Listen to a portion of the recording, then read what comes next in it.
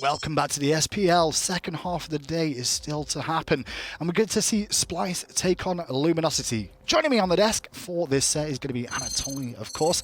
We've got some lovely news for you this afternoon. Quick update, LG have got a roster change. They have already replaced Mollusk. Guess who it's going to be, Toly? Oh, I don't know. Maybe the missing player from the last set? Yeah, Lasbra has joined Luminosity Gaming. It's only broken within the last few hours, really, and that's why you've not been communicating about just yet, but Lasbra is in an LG shirt now. He's sending a text to say, hey guys, come check me out playing. That twit longer lasted a day. Yeah. When I saw that twit longer, I was like, wait, really? He's going to go play in the minor league? I'm like, no way. He's too good for that. Playing now in his natural position. You love to see it. When he joined Trifecta, I was really surprised to see this young up-and-comer switch his role, being more of a mechanical player than Weekend, I would say, in his time in the minor league, but now getting his true time to shine. Well, the question is now, obviously, with the changes to Trifecta and now LG looking to switch things up, LG's performances through the year so far, I think they've got some sort of identity there, but they just didn't seem to have leadership. Do we think Lasbra can really do that for them here? I think that he's cleaner than Mollusk. He's not going to be making the silly tier 2 tower dives, looking for a kill that's never going to be happening. I think that him specifically is looking for the guaranteed play and the guaranteed escape. He's very methodical about how he engages. I'm not sure about his communications, of how he's going to help LG make those calls. That could still be a weakness, but anytime you are making a roster change, it's a resurgence of life. Definitely, and you can kind of see that out of the Trifecta set we saw earlier on today. I will give credit where it's due to Mollusk, though, because his early game was very powerful and strong and potent. He just never transitioned to mid and late game. But also, I do feel like LG were lacking some sort of communication leadership. And I think that's maybe one of the reasons they've maybe turned towards Lasbra here. We'll get to see how he does against well, a new revamped Splice roster too. It's still going to be a rough transition and a bumpy one for both LG and Trifecta because they're playing against harder opponents today. Trifecta taking on Rival. Definitely. Dominated, right? And at this set against Splice, Baskin in that solo lane, difficult to really handle. So I'm expecting still some bumpy roads, but this is going to be a long-term switch for LG. And I do want to mention that I think in the long-term investment for both these teams, neither of them can actually make MSI. So they're really looking towards phase 2 here. Yes. Making these changes at this point isn't the worst idea in the world to try and get the warm-up going. Definitely not, especially when you could play spoiler. Any wins now goes a long way towards trying to make HRX. And like you were mentioning, LG being 0-6, they're basically out of it, but they can't let that be dictated in the way that they play today. Well, standing by, you saw Taco preparing for the interview there alongside Lasbra, and she's ready now to take that interview. Here now at Luminosity's very new jungler, Lasbra. Lasbra, we didn't see you last set with Trifecta since you're now with LG, and I gotta ask, how are you feeling being back in your main role, the jungle? Oh, it feels really good. Just the flat out really good. Yeah. But more importantly, how are you feeling playing alongside of Luminosity now? With a new team, it can be a little bit different here. So what are your thoughts on that? Oh, it's been awesome. We've been scrimming a lot. It's been going quite well. And I mean, I can see a big impact from just for me, like going from mid to jungle. I mean, jungle is where I belong. I mean, as far as preparation is concerned, it does seem like the team already had some kind of thoughts surrounding you joining them in the jungle. But as for your playstyle personally, do you think that it's going to be a strong fit here? Or? Yeah, for sure. I mean, I already played with Joshy in SML last year on Xaliea, and we are like pretty good synergy, and he's mid now. Mid jungle synergy is like pretty important. Well, knew we couldn't keep you away from the SPL for long, Lasbra, and you know that MSI's out of the picture here with Luminosity, but what are your thoughts surrounding heading into phase 2 now with LG? Oh, it's gonna be really good. I'm just gonna like get as many wins as possible. We still have this set and then 2 sets more. Just gonna show them the jungle skills. Well, we'll all be looking forward to seeing you back in your main role. Best of luck to you guys here today, and back to you guys on the desk. Good aim from Taco there, and Lasbra looking very excited. Oh, and so I think it's the first time we've seen smiles for the right reasons on his face. Look, rough year for him. He was a jungle player in the SML, looked really good coming out of Europe there. Got a chance to play in the SPL, took it by going mid lane, not his natural role, never really got comfortable, and I can completely understand why Trifecta looked for a trade there. overall. But now he's back to jungle. He's like a kid that got his toys taken away from him for being too naughty, and then he got him back now. So he's very happy, a kid in a candy store. And he did mention something there that was very interesting too. The fact that minor league composition with him and Joshy together, playing together before, shows that they've got some synergy there already. And when you look at the rest of LG here now as well, you've got Kiki and Oceans who've been together for a very, very long time. Things could be good for them. I think it's going to be a difficult time for the member you didn't mention, though, is Xaliea up against Baskin from Splice. Yeah, and talking about Splice and more, as you said, Baskin is on this roster. This Splice roster as a whole have had quite a few changes themselves through the years. Moswell, through the year I should say, Moswell moving away, now on Trifecta, new mid laner coming in for them in Venenu, and then also being joined by Screammmmm as well, who's having a good time of things so far. Been quite all over the place in terms of picks, both of them. The Season 4 champions, Venenu and Screammmmm, looking very comfortable in their short amount of time in Splice. You know, Baskin joining them is always a great addition. Doesn't really matter the fact that he doesn't have that championship under them. You always got to take into consideration the aggressive nature of Auror's picks. Showing a little bit of Auror style was PBM in the last set, picking the Hercules. And CycloneSpin, you can't forget his ability to play all the magical ADCs. Yeah, I'm excited to see how Screammmmm performs here today as well in the jungle against Lasbra. Big test for Lasbra, I guess, taking on Screammmmm, and as we said, he's one of the only ones to actually pull out this set. Now, set didn't find wins. In fairness, I don't think it really worked out that well in competitive play, but it does show that Screammm's not scared of going for the really high mechanical gods whatsoever. Definitely not, and I'm expecting maybe set to be still on the back burner while they're figuring it out how to really make it work. He has a difficult time against a lot of crowd control, so maybe if LG lacked that aspect, we could see set today. When we talk about the set individually now of Splice versus LG, now that we both know the rosters that are going through here, what is the power points that Splice should be looking to try and play through? Do they try and abuse Lasbra in the jungle early? I think it's more about playing around their solo lane. Xaliea known to play more Guardians, more passive solo laners. There could be some openings around that blue buff. More Totem of Coup should go be for Baskin. Same way we saw where Trifecta versus Rival, how FineOK was able to really dominate Ducky. Ducky and Xaliea very similar in that nature. Well, picks and bans are right around the corner. I'm very excited to see how those go on too, with how this is going. But let's go to the interview first of all with Splice and see how they're feeling about today. Here now with Splice's mid laner Venenu. And Venenu, first things first, you were just telling me about a very important tradition that your team apparently broke this morning. Yeah, we're always having breakfast together as these 6 guys, and they broke it, so no high chance that we won't win. Do you think that's going to impact your performance today as the mid laner for Splice? Yeah, I think it's just a guaranteed lose now that we didn't have breakfast. Just not confident. Well, in a more serious matter, though, I mean, you know that your opposition is Luminosity.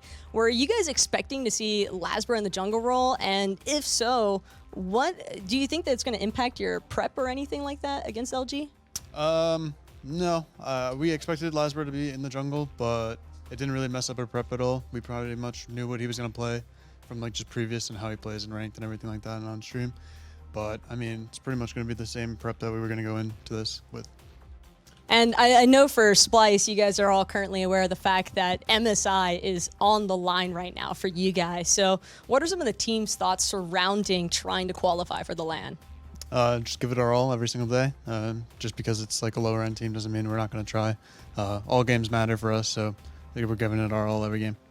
All games matter, and well, we're interested to see how this set takes off between Splice and Luminosity. So best of luck to you guys today, and back to you guys on the desk. Like I mentioned it there, Tolly, and Splice still need to qualify technically for MSI. Is every game just as important as each other? Like, do they have to win every single one? Absolutely. Being 2 and 3, they're still in control of their own destiny. If they win 3 out of their 4 remaining sets, they will clinch to MSI. They could even clinch with 4 wins, but there's some conditionals. 4 sets remaining. They've only got a week left, technically. I mean, because the SPL for Phase 1 will end next Friday, so in that time, Splice have got a lot of sets ahead of them. This is a block in the way, but it's a block that they should mount pretty quick and easily. They should. With the 4 teams that are already qualified between Rival, Dignitas, Pittsburgh Knights, and United, only 2 more spots remain. Renegades are the closest to clinch at 3 and 2. If Renegades just beat out Space Station Gaming next week, they'll clinch because of head-to-head records. So that last spot, which is still up in the air, is between SK, Space Station Gaming, and also Splice. Let's see what Splice can do in picks and bans, and as we get into it, Splice will be the first pick, first ban. LG get the opportunity of 2 picks in response at the start of the first phase. So a lot of Freya Chronos so far this year, and specifically in the days so far too. Do we expect to see the same? I think so. The metas are always shifting kind of like the ocean in and out of the beach, where the beginning of Season 6, it was a lot of Xibalankes being picked ever since the nerf. I think that teams are kind of figuring out that the Freyas, the Chronos, even the Souls from time to time, that Zeros pulls out, it has been more favorable. So with the addition of rings, and Splice also considering not only the magical ADCs, but also the physical ones. Yeah, we did see quite a lot of Jing Wei throughout the year, but I do think that every single SPL team has a little bit of a different spice, a little different flavour to them, which means that the picks and bans do generally switch up a little bit. Merlin, AMC banned out by Splice, Chronos from LG. The next question is, what else did they take off their table? I wouldn't be surprised to see Xaliea want the Jormungandr if he could get it. He definitely wants it, but it's probably going to be left open. When you ban Chronos, you generally want to also ban away the Freya. This feels natural to ban the 1 and the 2, unless you're going to leave both Freya and Jing Wei open for you to get one or the other, but Jormungandr's another consideration.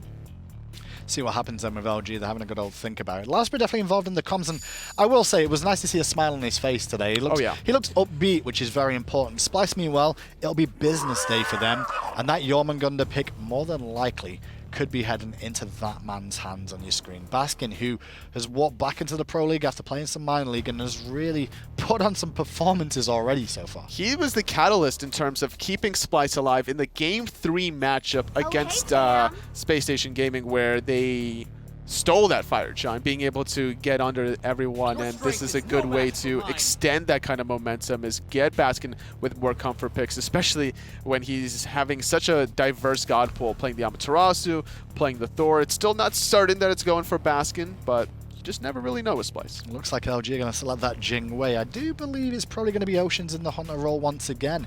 Erlang Shen is a little bit flexible, but support and jungle are the two that I think I'm screaming overall. Although against Jormungandr, if it's solo, that could be useful, right? It definitely could be useful. I would love to see a Cerberus pick with Splice, having more magical penetration with the Ghastly Breath to synergize with the Freya and the Jormungandr. Splice would then have to figure out, like, okay, who do we put middle now as a result of having so many magical gods uploaded? Artio selected instead then for the Guardian option. Can be put into the solo lane as well for Splice, so a bit of variation there. Definitely can see a raw pilot in even Jormungandr or Artio is required, but probably leaning towards the Artio here, especially with that Hercules ban a little bit earlier on. LG then have option back to them before the counter ban phase here.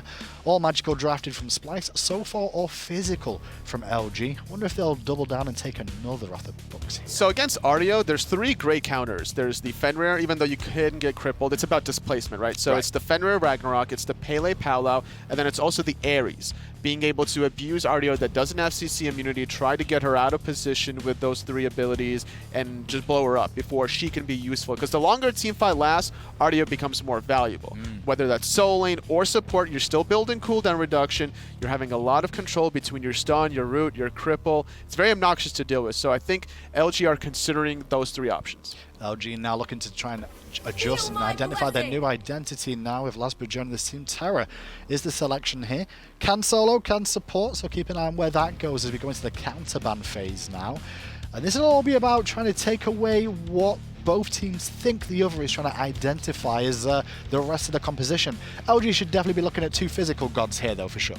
LG are looking for physical gods. Splice still need a jungler, and then either a solo laner or a support on top of that, or actually a mid laner, because I don't think Jormungandr is going to go into the mid. They're not going to be pulling the Zeros anytime soon. With this many magical gods, I think Splice might be looking for a physical hunter to compensate for that.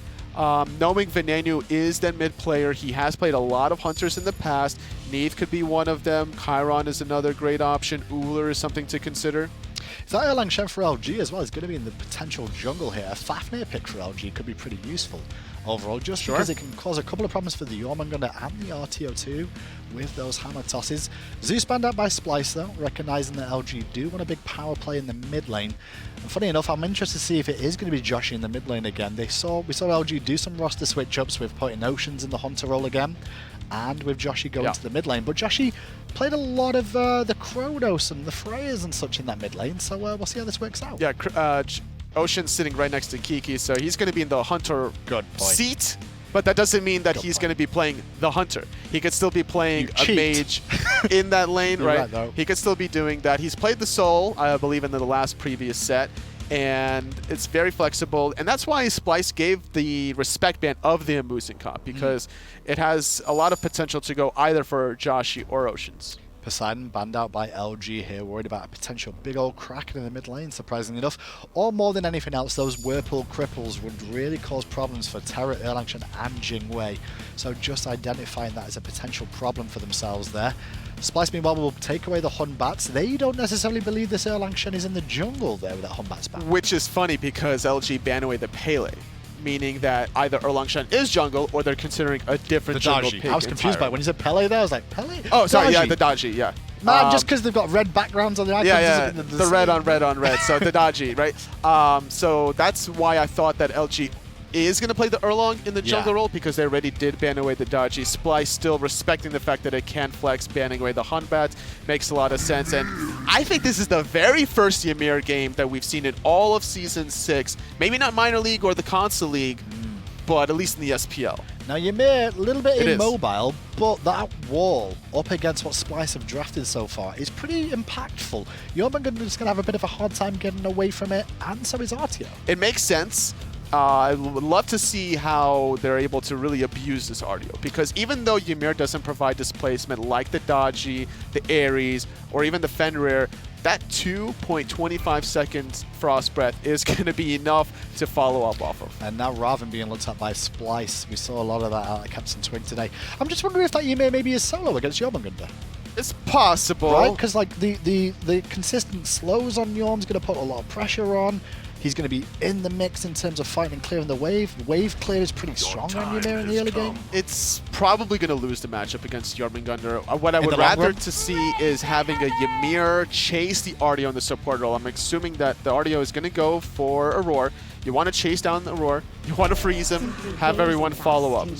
Last pick for Luminosity is going to be the Morrigan. Oh my god. I'm excited to see how that works out here. Interesting comp from LG then. The Morrigan options this game, there's quite a few to turn into for safety features, but I don't feel like there's a big burst that you can take. Maybe new wall. 2 Ymirs in once. Two walls? No, well, that too, but like 2 ice carpets. That's gonna chunk. It's like 370 base damage without considering scaling. We'll see how this works out. So far, though, the new war in mid shows me that Splyce in the mid and the dual lane are looking for a lot of safety there, I'd say, with the fact that both of them able to escape and survive. They're worried about all-in ganks from LG, I think, Splyce, and then looking for the team fights after. 4 magical out of Splyce, only the Ravana, the Soul physical. I still think that's fine. If you're going to build him glass cannon, he can rely on 2 different escape mechanics. Who do you think wins, Splyce or LG? I think LG's comp is more fun and could win if they group up early to abuse the picks, but I like Splyce's players individually. Well, let's get over to the casters. I believe it's John Finch and Aggro standing by to bring you Game 1 of Splyce versus LG. As always, Hendyman, you're absolutely right. Finch and Aggro here as they move into game number 1 between Splyce and LG. I think pretty obviously Splyce are the heavy favorites here, but LG with a different look right now with Lasbra there on the team, Mollusk out. Maybe he can come in and make a big impact play. Yeah, I've been hearing good things from a couple different teams. The LG is already looking a lot better. I mean, Lasbra is definitely a leader in the jungle. I mean, he moved over to mid and played for Trifecta and did okay there. It's been a minute though for him in the jungle, right? It has, but he's gotten accustomed to SPL level play. Even if it's in a different role, I think that you get that sort of experience. You can start to feel it and understand the pacing of it. How well can he apply it now that he's back in the jungle? We'll have to wait and see. It's Rock Lee weights off for him, right? Because he's back where everything makes sense, hopefully. So maybe we'll see him catch Sasuke a little unawares or something like that. It was Gara. Well, that was second on, right? The first thing he does on the show is kick Sasuke's butt. Right, but that's with the weights on. You're right. Talking about the weights off. I guess you're right. Yeah, that's better. Splyce would be Gara in that. I just thought you would appreciate if I mentioned a moment where Sasuke loses a fight. Just happens so rarely. That's true. That I'd give you just one moment. That I do appreciate that. Yeah, I'm kind of about it. Looks like we do have a brief pause coming out here, though. Aror and the rest of Splyce got to get everything taken care of. So we'll let the players sort things out. But it is going to be Joshy. Remember, that was another swap that happened. Really, LG in general are kind of all over the place. Joshy in the mid lane playing the Morrigan, and then the Jing over in the dual lane. That's right. And Oceans has looked, I think, pretty good at returning to ADC in the way that he's played. I think Joshy has largely struggled in the mid lane. That's kind of expected, right? Oceans used to play ADC, so you expect him to be a little bit more comfortable there than Joshy, who is just into his first foray as an ADC in the SPL level, and then you move him over to mid lane. But I think pairing him up with Lasbra is a really great idea, right? I mean, former teammates on Insignum, so you know they have some synergy already built in. It is a bit tough, though. Putting him on Morrigan, that's such a skill-intensive god. But maybe it can work for him. I mean, Joshy is clearly mechanically strong. We've seen him take 1v1 fights whenever he gets the opportunity, when he was in the hunter role throughout this phase, and actually take it to some of the best hunters that we have. So even though it can be risky, Morrigan can be tough to play, Joshy's got the mechanical talent, I think, to do it. He's got to make sure he's created enough room for himself with Lasbra rotating around and with Kiki doing some help in this early game too. Absolutely. I mean, as I said, he's struggled a little bit since in mid, but he's also had really good moments still. And I think that speaks a lot to his level of play. When he was playing ADC, he looked phenomenal. So I expect him to continue to grow. He certainly proved to me that he has SPL talent. It's just a matter of doing it consistently. You can't just be an SPL talent some of the time and not all of the time. There's just too many good players out there that you have to be able to do it very consistently at this level. Yep, it's so tough, and clearly, man, there's people waiting to step up. I mean, Malzwell comes back in, Mollis gets sent out. I mean, if your team feels like you're not quite at the level, then there's options, and they'll move on. So it's clearly very competitive at this level for anyone who's playing, and all 50 of our players at this point have absolutely earned their spots, and any of them can grab some wins. Though I'd be kidding myself if I didn't mention that Splyce got a pretty good group of those 50 here. I mean, Baskin and Scream back together as the jungle solo combination. That is scary. And Venenu as well, reunited with Scream. Scream with both mid laners he's had recently at the SPL level on each side of him, basically, in the mid That's true. and in the solo lane. But Splyce is just running really, really hot right now. The way that they've been playing is really so objective-focused, and I think that Luminosity should be really focused on that, not just in this set because of the way that Splyce has played, but because I think that's been their biggest weakness through a lot of the season, is that they team fight okay in the early game, but, you know, they get picks pretty well. So a lot of that, I think, is based on Mollusk's playstyle, so maybe we'll see a change. But their late-game shot calling and their ability to play around the objective have been poor at times. And Splyce, I think, today could really end up exploiting that. They have to look at the way that Splyce came back and beat Space Station, and the way that Splyce took it to the Renegades. It was all centered around Fire Giant pulls at odd times and just kind of taking fights no matter what the scenario is. So I expect Splyce to do more of the same today, and Luminosity has to be prepared. I got to be prepared for Baskin on this Jormungandr as well. His name has rightfully been said a lot ever since he came back up to the SPL level. And on Jormungandr, there's a ton of playmaking potential for him, and a ton of potential for him to do exactly what he's done so well, which is Fire Giant steals. He's kind of been some kind of weird magician, some kind of thief in the night, stripping Fire Giants and Gold Trees away from people. Jormungandr has all that potential there too. It's super hard to peel him away. I mean, if he's in the ultimate, you can't do anything about it. Right. You just have to stop DPS. But that's a lot of time that he can buy his team to get there. It's one of the reasons why we see teams just try and 60-40 it in their favor and hope that Baskin doesn't get it. Also, the long-range one-shot can't really, you know, knock him up or anything like that to stop him from trying to aggress in. So it can be tough, but Baskin certainly has shown a knack for taking those objectives away. And that's why I really think it's all about objective play today. Splyce has looked good, a lot better with these changes, bringing Scream in and having Venenu in mid lane now and Baskin in the solo lane. They've looked better as a whole in all phases of the game.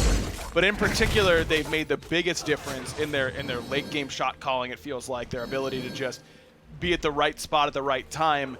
It's a different play style than they used to have, but it's still one that's been very effective. Yeah, I would argue even that if you compare them, because I think at this point, they're a different team than the World Championship to too much of a degree, right? I almost don't give this team that much of the credit from that anymore.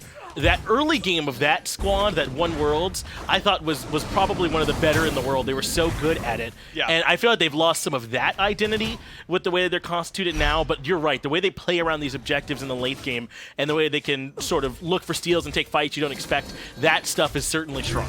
Yeah, they're less combo-based than they used to. You know, there was always a, you know, insane combo they were going for. They were going for Awilix and Jormungandr and Sylvanas. You know, it was all centered around knockups. They were trying to use Divios' Hades to group everybody up for a big mage follow-up like Opwash. It was a lot of that style. You can still see that there's some remnants of that. I think they still like Venenu on passive gods that can peel for himself because Aurora still wants to be diving backline, so go and blink Artio right away. Yeah. So that shouldn't be too much of a surprise. But I do think that they've gone less away from, we are going to operate as 5 players in weird teamfight scenarios better than you, and more to, we're going to just use our mechanical skill and ability to play the map and our experience as competitive players better than you. And it's worked so far, and they've beat very storied teams like the Renegades, not storied as that squad, but storied individuals on that team that I think they've convinced me that it's a viable strategy for them. Vin does a great job in the middle lane, avoiding Kiki a moment ago. Well played with the ultimate timing. Holds onto the Purification Beach critically.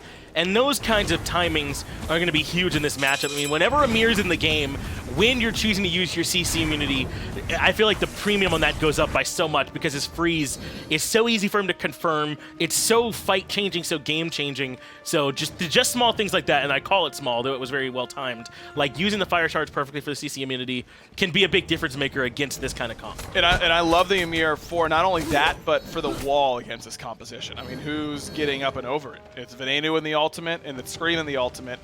And that's pretty much it. I mean, you got some mobility there with the Freya, but it's tough. Xaliea in trouble on the right-hand side, drops down the ultimate, but Baskin has more damage than you might expect. Knock up into the dunk. Xaliea with no options. Baskin with first blood. Splyce on the board already. This is very typical for Splyce these days. These level 7 to 8 ganks in solo lane have been happening pretty consistently. They were doing it against Renegades. They do it again here. Scream has been really passive through the first 5 levels since he joined, but as soon as he hits level 5, 6, he seems to be ready to go every single time, and he's leaning towards the solo lane. What a surprise. And it's a good time, right? I mean, there's not a lot of ward coverage there. He comes underneath instead of over top. It's a little bit harder for Xaliea. I mean, you kind of have to 50-50 where that ward is. But if Baskin's there consistently and paying attention, he can sometimes hear where Xaliea is going to ward. If Kiki isn't over there, if Lasbra isn't over there dropping some wards as well, you can kind of scope out where those wards are on the map and path accordingly. I also just love the idea of like putting the ball in your best player's hands, right? Like just starting stuff around Baskin's good as Aurora blinks in to look for the 2-man stun. Kiki is the one banished though. Wall cuts the fight in half, but Aurora now frozen in place. Fire shards come through as well, but CycloneSpin wants the shot from up top, and that sends down Kiki. Another kill for Splyce. Now Oceans looks like he did get the red buff during that skirmish, but wasn't able to get involved with the fight itself. Great blink initiation from Aurora. These tank boots are perfect for him. You know he's going to be playing aggressively, so get that extra bit of protection, and the CCR in this game is really, really important against that Ymir. He gets frozen, doesn't last quite that long. The wall has to be defensive in that instance for Kiki instead of offensive. And I say it a lot when it comes to Ymir. The games are always basically over quickly with Ymir. It's one way or the other. The Ymir either snowballs. Great pun by me. Good job by me. Yeah, good work, yeah. Thank you. I knew you weren't going to give me credit, so I had to give myself credit. He either snowballs, it gets way too far ahead, and it's a nightmare to deal with base damage and CC and the wall and all that nonsense, or he becomes a sitting duck pretty quickly. And Kiki's certainly not at that point yet. Only 0-1. Say, 200 gold down from Aurora, same level. Everything's hunky-dory, but something you always have to watch out for with Ymir. That feast or famine nature made even scarier when you consider some of the other elements on Splyce that can potentially do well. As Joshy in trouble yet again, Scream goes to the dunk, and overhead kick gets the kill. Couldn't even make it into the stealth in time. Scream keeps the ball rolling for Splyce, now up 3-0. Blackthorn Hammer, the call for Scream, and I don't know that he would have had enough gold to get another item, another pen item like Crusher like you normally see in that slot for Robin. He got the Cudgel level 1, but I thought he might rush some pen after that. Or maybe go for a Rune Forge, but it's Blackthorn instead. Cheap HP, decent power. You know he's going to be getting in there with this pick. He doesn't really have a choice. That's what Robin does. And it ends up potentially making the difference in that he had his item complete from that position and ended up getting the kill on the Joshy. And this is exactly where I was trying to go with the Feast or Famine discussion. That gets exacerbated by someone like Ravana, who can really crowd you out in the early game, exactly like we just saw for Joshy on this Morrigan. This is a great wall, though. Forces the beads from Venenu. He still has the ultimate if he needs it. Creeping Curse forces his hand. He goes up into the air, but LG, they're looking to die for this. 9 turns Blessing spells the end for the Nuwa. Nice job there by Luminosity, hitting something. Scream put some damage. onto Kiki, but with no pen, he doesn't have enough damage to get it done. Then, I don't know if he was trying to save the ultimate from that position. Remember, you can go up and over player-made walls. Right. Should have been the first thing you did. New ultimate. I think that's the thing you want to lead with in that spot. It's a long cooldown, but he already has CDR boots. It just gets him in a better position. Once he used the purification beats, he still had to take the long way around the island to get around the wall, so it ended up not really saving him that much time. And it is a bit greedy, not in a bad way, but in just the best thing I can do is save my beats here, right? That's best case scenario, is if I still have them, so he tries to play to that out. Unfortunately, if he has a little bit more information at how willing LG were to commit there in that situation, he might ult right away and kind of nip that whole thing in the bud. So I like Ven trying to play to keeping the beats up. It just, in the end, it hurts him, or keeping the ult up, rather. And a good job by Kiki to space out his relic in the horrific emblem, to wait until those purification beads are down, use that, make sure Ven's not really going anywhere. Then you're forcing the ult, but you can tell it's too late.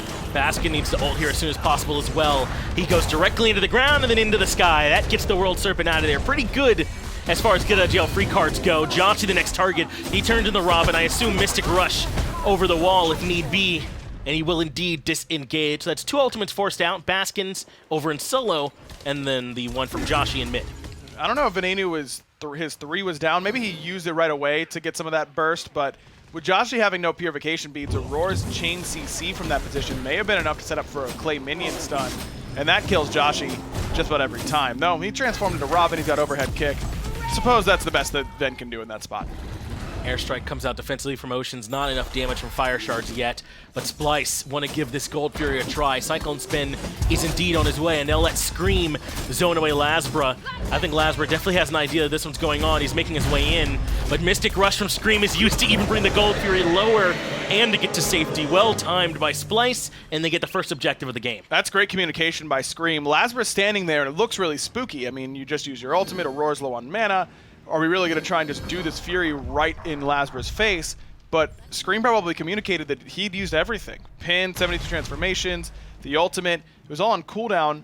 If Lasbra wants to blink in and try and steal it, feel free. We'll kill you after the fact.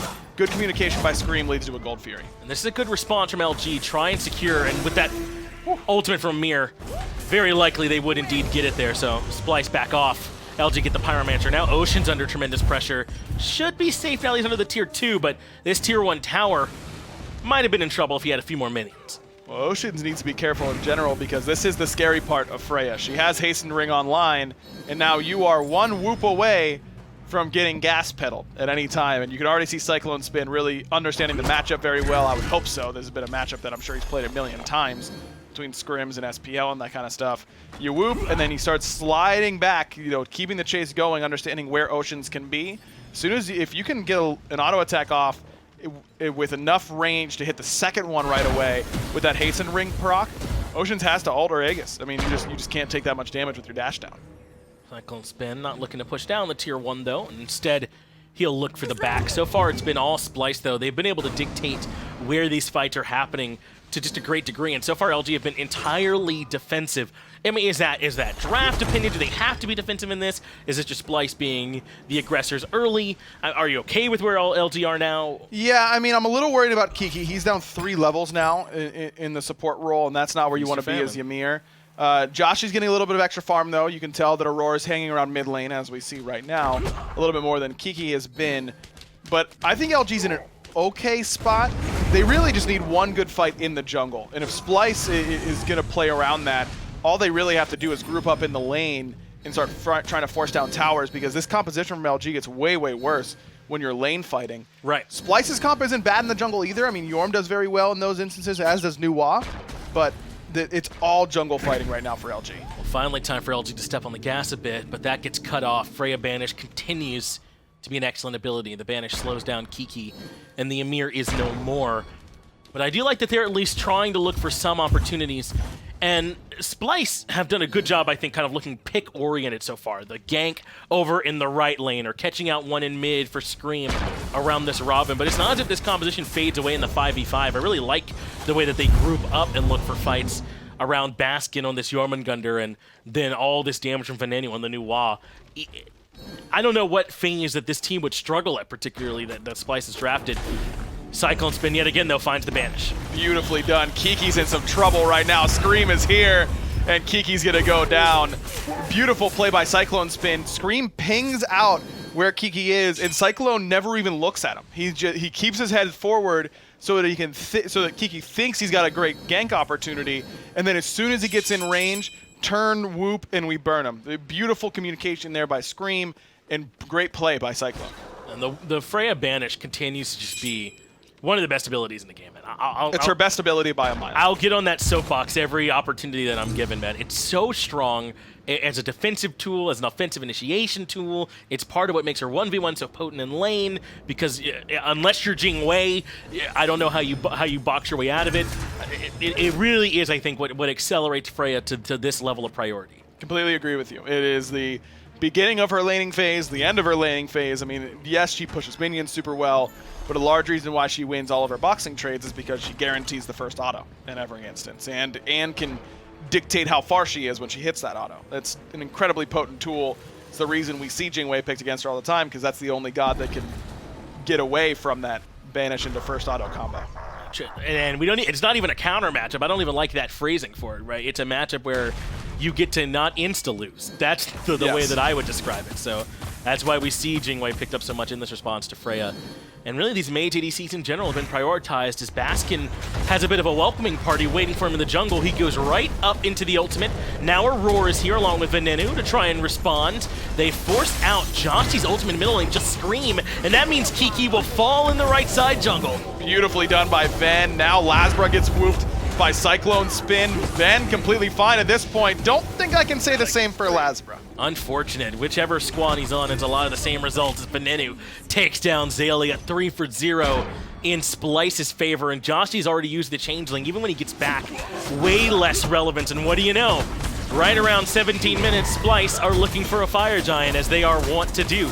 Pop the Frenzy and start burning it. I like what LG's doing, though. They're heading over towards the Primal Fury because they need something to recoup this loss, but Baskin's going to sniff this one out. It's warded by Splice, and I don't know that they can even take the Fury. I don't think so either. In fact, Oceans' life might be in danger. LG do at least secure the Primal with a good airstrike timing there from Oceans to get them away, but Baskin's not done chasing. There is no World Serpent ultimate. He's hoping for a lazy back maybe, as he almost gets in range for the spit. Very close. Good idea by LG, get something, but a beautiful fight by Splice. Scream's able to take Joshy out of the fight instantly by blinking on him in the mid lane.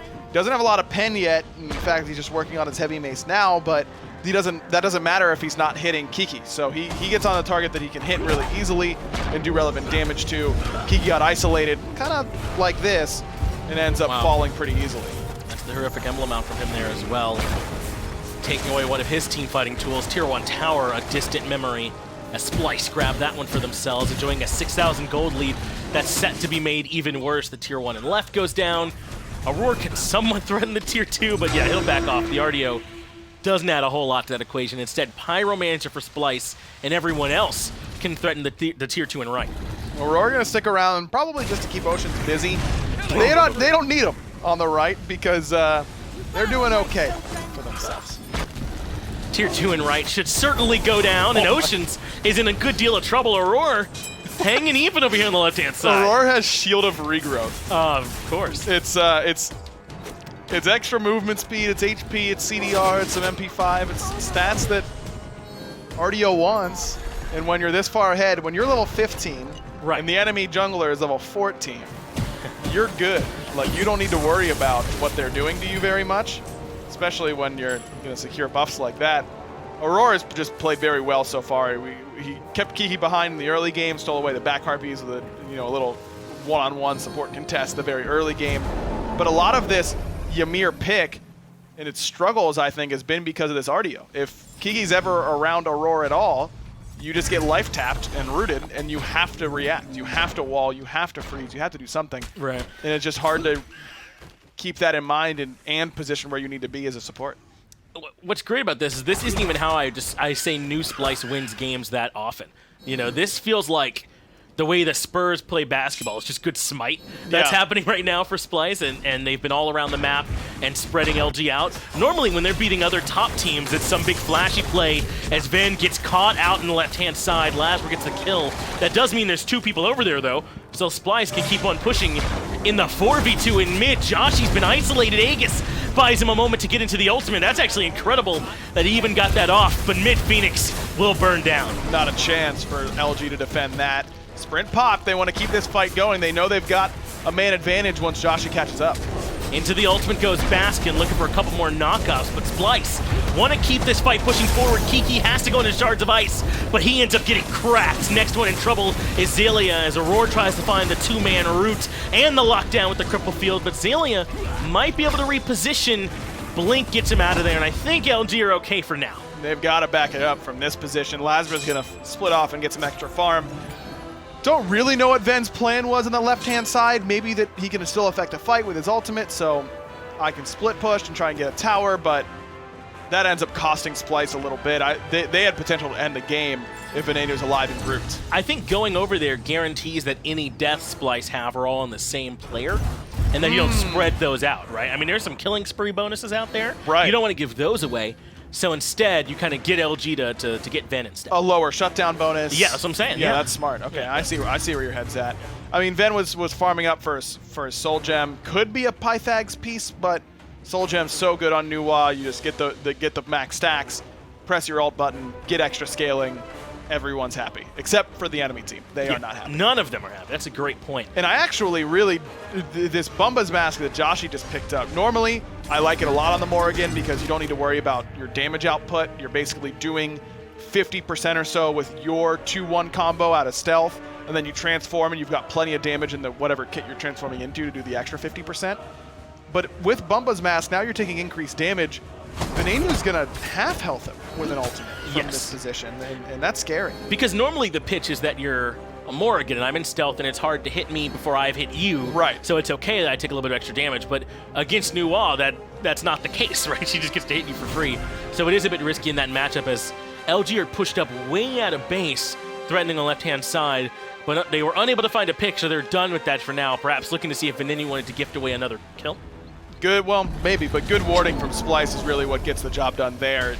LG's trying to be a little bit sneaky, get a pick where they can, and it's the right idea when you're this far behind, but just good warding from Splyce prevents it. So LG want to try and grab this Fury as Scream keeps everybody busy. Meanwhile, the rest of Splyce gonna go for the actual Fire Giant. Still not enhanced. He won't be till 30 minutes. Frenzy popped as well, so Splyce should confirm this objective just up against Xaliea. Meanwhile, LG will destroy the Oni Fury, but look at the damage that Ven's able to put out across the map and the information gathered. Splyce will keep pushing. Scream is going to be in some trouble, though. He doesn't have his ultimate available, but still has a purification beads. Great wall from Kiki, walls him off, but Lasbra's just level 17. He's not doing enough. That's a good route from him as well to keep the damage away. And LG give up on him because now the rest of Splyce create too much pressure. Banish onto Oceans, but Joshy is the target. We can't even make it into the transform. CycloneSpin gets the kill. Right side, Phoenix burned down as well. In the 5v4, Splyce keep pushing. In fact, Lasbra wasn't even here. They didn't even have his numbers to try and help out as Baskin goes into the ult. Still not moving into the Titan room just yet, but Splyce can at any moment. Well, Baskin gets to die the fountain a little bit, not worry about it. Wall is there from Kiki. Good wall. Massive snake, hard to not wall him off. But Baskin just level 19, doesn't take any damage. He absolutely doesn't. Right now, LG just aren't outputting enough. Auror's in some trouble, but Airstrike can't finish the job, so he still survives for now. As Xaliea is the banished target, but Kiki gets another good wall in between, but that's a big stun from Venenu to shred everyone down. Venenu back to the grave. Now Titan down to less than half HP. Baskin with some big damage. Cyclone pops 2. And that's an easy win for Splyce. Yeah, thanks, Splyce, making a second guess at there, the way they went about it. But in the end, they grabbed the win, and truly never really much in any doubt the way that Splyce played that. No. The early game was so dominant from them, and they continually pressured objectives clinically. LG just looked outmatched in game 1. Yeah, the Ymir pick, it ends games fast. I have yet to be proven wrong on that one. I don't know the last time we saw a long game with Ymir in it, because he either just gets ahead and wins the game or gets behind and loses it. It's a risky pick. I think it's one that made sense for LG. I don't think LG wins a whole lot by playing safe. You know, when you're 0-6, you're already eliminated from MSI. It's been proven that when you're just going straight up SMITE against SMITE teams, they haven't been able to get the job done yet.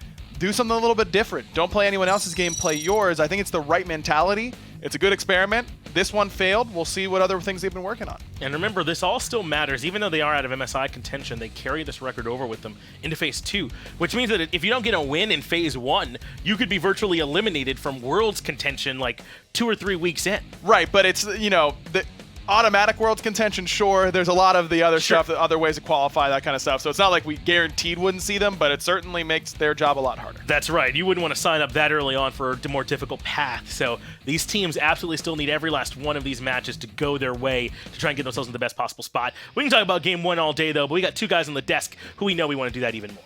Yeah, you do. I'm very excited to do this as well. That was a very one-sided affair, 20 minutes of play. Cass has been talking a lot about the Ymir pick. That's why I was kind of leaning with the idea of maybe putting it in the solo lane. Could see play, because you do see that with Ymir quite a lot. It is a feast or famine situation. It definitely is, but the way that the Aror played the Artio to deal with that Ymir was great. Going for the blink, he was able to make more plays than this Ymir. I think Kiki was too immobile for his own good, getting picked off numerous times.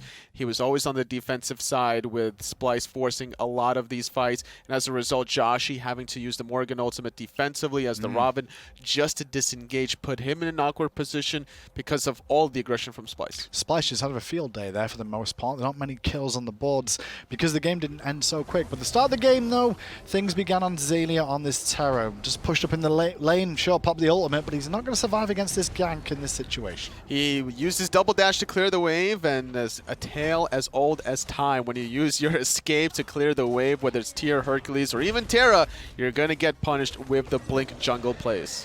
How did Lasbra play in that game for his first game for LG? Sure, he got 2 kills or so. I think it was only 2 kills in the game for LG, and they both went the way of Lasbra. I think that it was good for him as a first stepping stone to see how comfortable he really is. He made some plays. He got picked off in others, especially around that 16-minute mark, where not only he got picked, but also Kiki and Xaliea, allowing Splyce to get that very first Fire Giant of the game. But he took advantage of these openings where Venenu was split pushing on the left-hand side.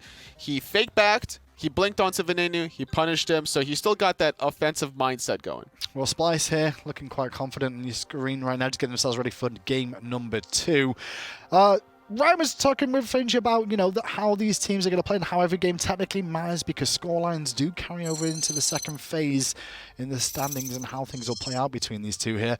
And I like the idea what they were talking about to do with LG should be trying to mix things up. They shouldn't be trying to just play standard SMITE, because they're behind the rest of the league right now. They need to find their own identity. Which is where the Ymir pick came in, but unfortunately picking the Horrific and the Sprint. I would love to have seen Kiki gone for the Blink to put himself in a position to make these offensive plays, but instead it was Aror that opted for the level 1 Blink, going for also Shield of Regrowth. I think that whenever there's a god for Splyce, you have to consider, is this god good with Shield of Regrowth? And if the answer is yes, then it's going to Aror. And Joshy in the mid lane there only did 1600 damage. Unfortunate tale of events there as a Morrigan. Obviously the early game's not the best place for Morrigan to really shine, and 20 minutes in you're not going to be at full build and causing problems there as the Morrigan. But very awkward situation to only be doing that much damage. He was always on the defensive side, forced to use the Mystic Rush once he transformed into the Ravana just to disengage. A lot of that came down to Auror's pressure. It was just too much to handle. Also Scream on the Ravana made it a living nightmare, going 4-0-6 that game. Could that be one of the things that LG looked to adjust in game 2? There's maybe just switching up a little bit, not going too far out there, because Ymir and Morrigan at the same time didn't really seem to work out. I know Josh is trying to show his god pool, I guess, a little bit in the mid lane. Show he's comfortable. I don't think it was necessarily to go for the double Ymirs. I think it was also to go into the Ravana. Ravana is such a great transformation for Morrigan, being able to survive a lot of these cases, but you can't end the game with less damage than your own support. Let's see if LG can take us deeper on here as we go into game 2 now. LG will be the first pick, first ban. And we'll see if anything changes up in the picks and ban phase, because for the majority of the pick and ban phase there, we didn't see too many crazy bans away. I will say, though, from the support mentality, we've definitely seen a little bit more of a leaning towards these Hercules bans as time's gone on. A lot of it came down to Nilma and Aurora. I'm not sure which one did it first, with the chicken or the egg, but because of that set of Splyce versus SK Gaming, a lot of those teams looked at that game, they're like, all right, you know what, Hercules could be a potential issue, so LG not wanting to receive that stick from Aurora, gonna respect ban it away. Lasbra and Xaliea on your screen there having a think. They've banned away the Jormungandr themselves this time, have LG, so it means they won't be first picking it. Merlin is currently still up as Splyce are now considering what they want to ban away here. There's a good hard think about it too, by the looks of it. I don't think they're going to think much longer. When they were first picked, Splyce banned away the Moose and Cobb and the Merlin. So if you're second pick, you definitely don't want LG to get the Merlin. Unless they're going to bait out the Merlin pick to get a lot of good picks for themselves. They can leave Chronos and Freya open so that way they can lock those two in. And I think that's what Splyce are debating about. Whatever they ban, LG get a priority on the other option. So they ban away Freya, then LG probably take Merlin, maybe look towards Chronos. It's a very interesting tale here of how this works out. Splyce having a good hard think. They're trying to find their identity too in the grand scheme of things. So they've had a lot of roster changes themselves. Yeah, definitely have a decent amount of roster changes, but it favors out Splyce, I think, with the caliber of the players that went into them, right? Season 4 champions, Scream and Venenu for Splyce. LG doing another throwaway ban makes a lot of sense. They're baiting out this Merlin pick so they can get 2 magical ADCs. So a shake ahead from Aror there. I'm not sure what that conversation was about, but the Zeus, like I said, has been banned. So LG have a decision. They're going to first pick Chronos. So Merlin and Freya both available. And funny enough, Merlin and Freya fit nicely into mid for Merlin and duo for Freya. Sure, it absolutely does, and without any hesitation, I think all that time invested from Splyce to consider that secondary ban made it a very easy next 2 picks. Really surprised by Chronos being the first pick there, but we'll see what LG can make of it. They're the ones that favoured that option here. Next up on the books, well, we'll see where they end up going now, because they've got a rough situation in the laning phase, I'd say, against the Merlin Freya. It's going to be hard challenge. I think that if you can exploit those 2 gods in the early game, then you don't have to worry too much in the late game. So LG having to consider that should snap pick, I think, Ratatasker out of Lasbra to be able to apply this global pressure onto the Freya, make it difficult to be aggressive for CycloneSpin. Interesting. We've not seen too much Ratatasker as of late. We've seen a couple of bans in the counter ban phase, but we've not seen them drafted so early on. I wonder if LG do look that way. Raven? Is that any use here? Because we've seen quite a bit of Raven rise. Raven's good in terms of diving a squishy mage to look for those plays as well. Merlin will have a difficult task of getting away from Raven, but I just like the global pressure that Rat brings, especially not having to back to base to upgrade your Acorn. That early levels 1 through 7, because of that Acorn passive, gives Rat a huge boom. I will say, there's a lot of respect towards Joshy in the mid lane on that mid lane pick of AMC. We've seen it banned away both games so far. He had a pretty good time of it when he did switch towards this mid lane position. So LG not only making roster changes with Mollusk now being replaced by Lasbra, but also that role swap of Oceans and Joshy is going to be an interesting one to see how that works out. Won't be either the Ratatosker or the Raven. Instead, it's going to be the Hunbat and take the Artio for themselves away from potentially Aror. 3 beads burners between those 3 gods from LG. I like the idea. If you get anybody, including the front line, out of position, with the Fear No Evil, you can easily start following up with the Time Stomp, with the Roar from the Bear. So that's a good idea.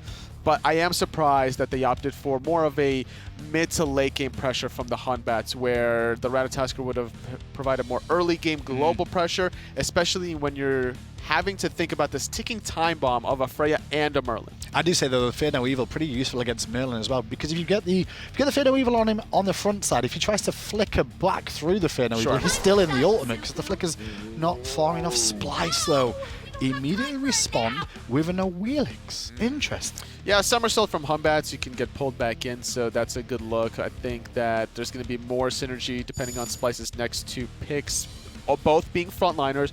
There's a Sobek on the horizon, Gab, Kuzenbo could be another one with the Watery Grave. Don't think we'll see a Hebo this game with how the comps coming together, although it could be in the jungle.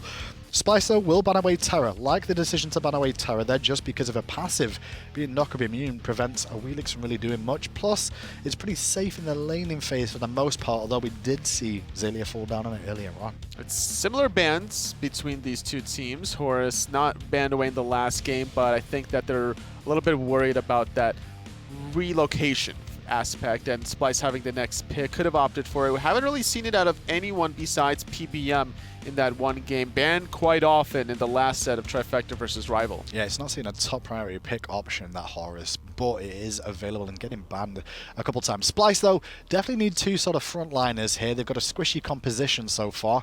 The lane situation in the jungle is pretty much set in stone with how it stands now. But they definitely need some meat on these bones now absolutely. To maybe, weather some of the storm that LG are going to bring to them. And having the last pick is giving them a huge advantage, I think, for Baskin. He can't get the Jormungandr like the last game, but knowing that he's played the Amaterasu before, the Thor, it's so impossible to predict exactly where Baskin's going to go. I wouldn't be surprised maybe to even see a Guan Yu to sustain the long team fights. Well, LG's banning phase there. Hercules, Horus, and Kumbhakana are all definitely focus bans towards that man Aurora on your screen there. Clearly, they want to try and shut him down where possible, because Aurora is a definitely early game aggressor, and that's what you want out of a support in this meta. Yeah, I'm not sure if Aurora's played so big, but that would be a good pick for him here. I know that he also likes warriors from time to time. He could play the Achilles. Naja is probably going to go in the support role.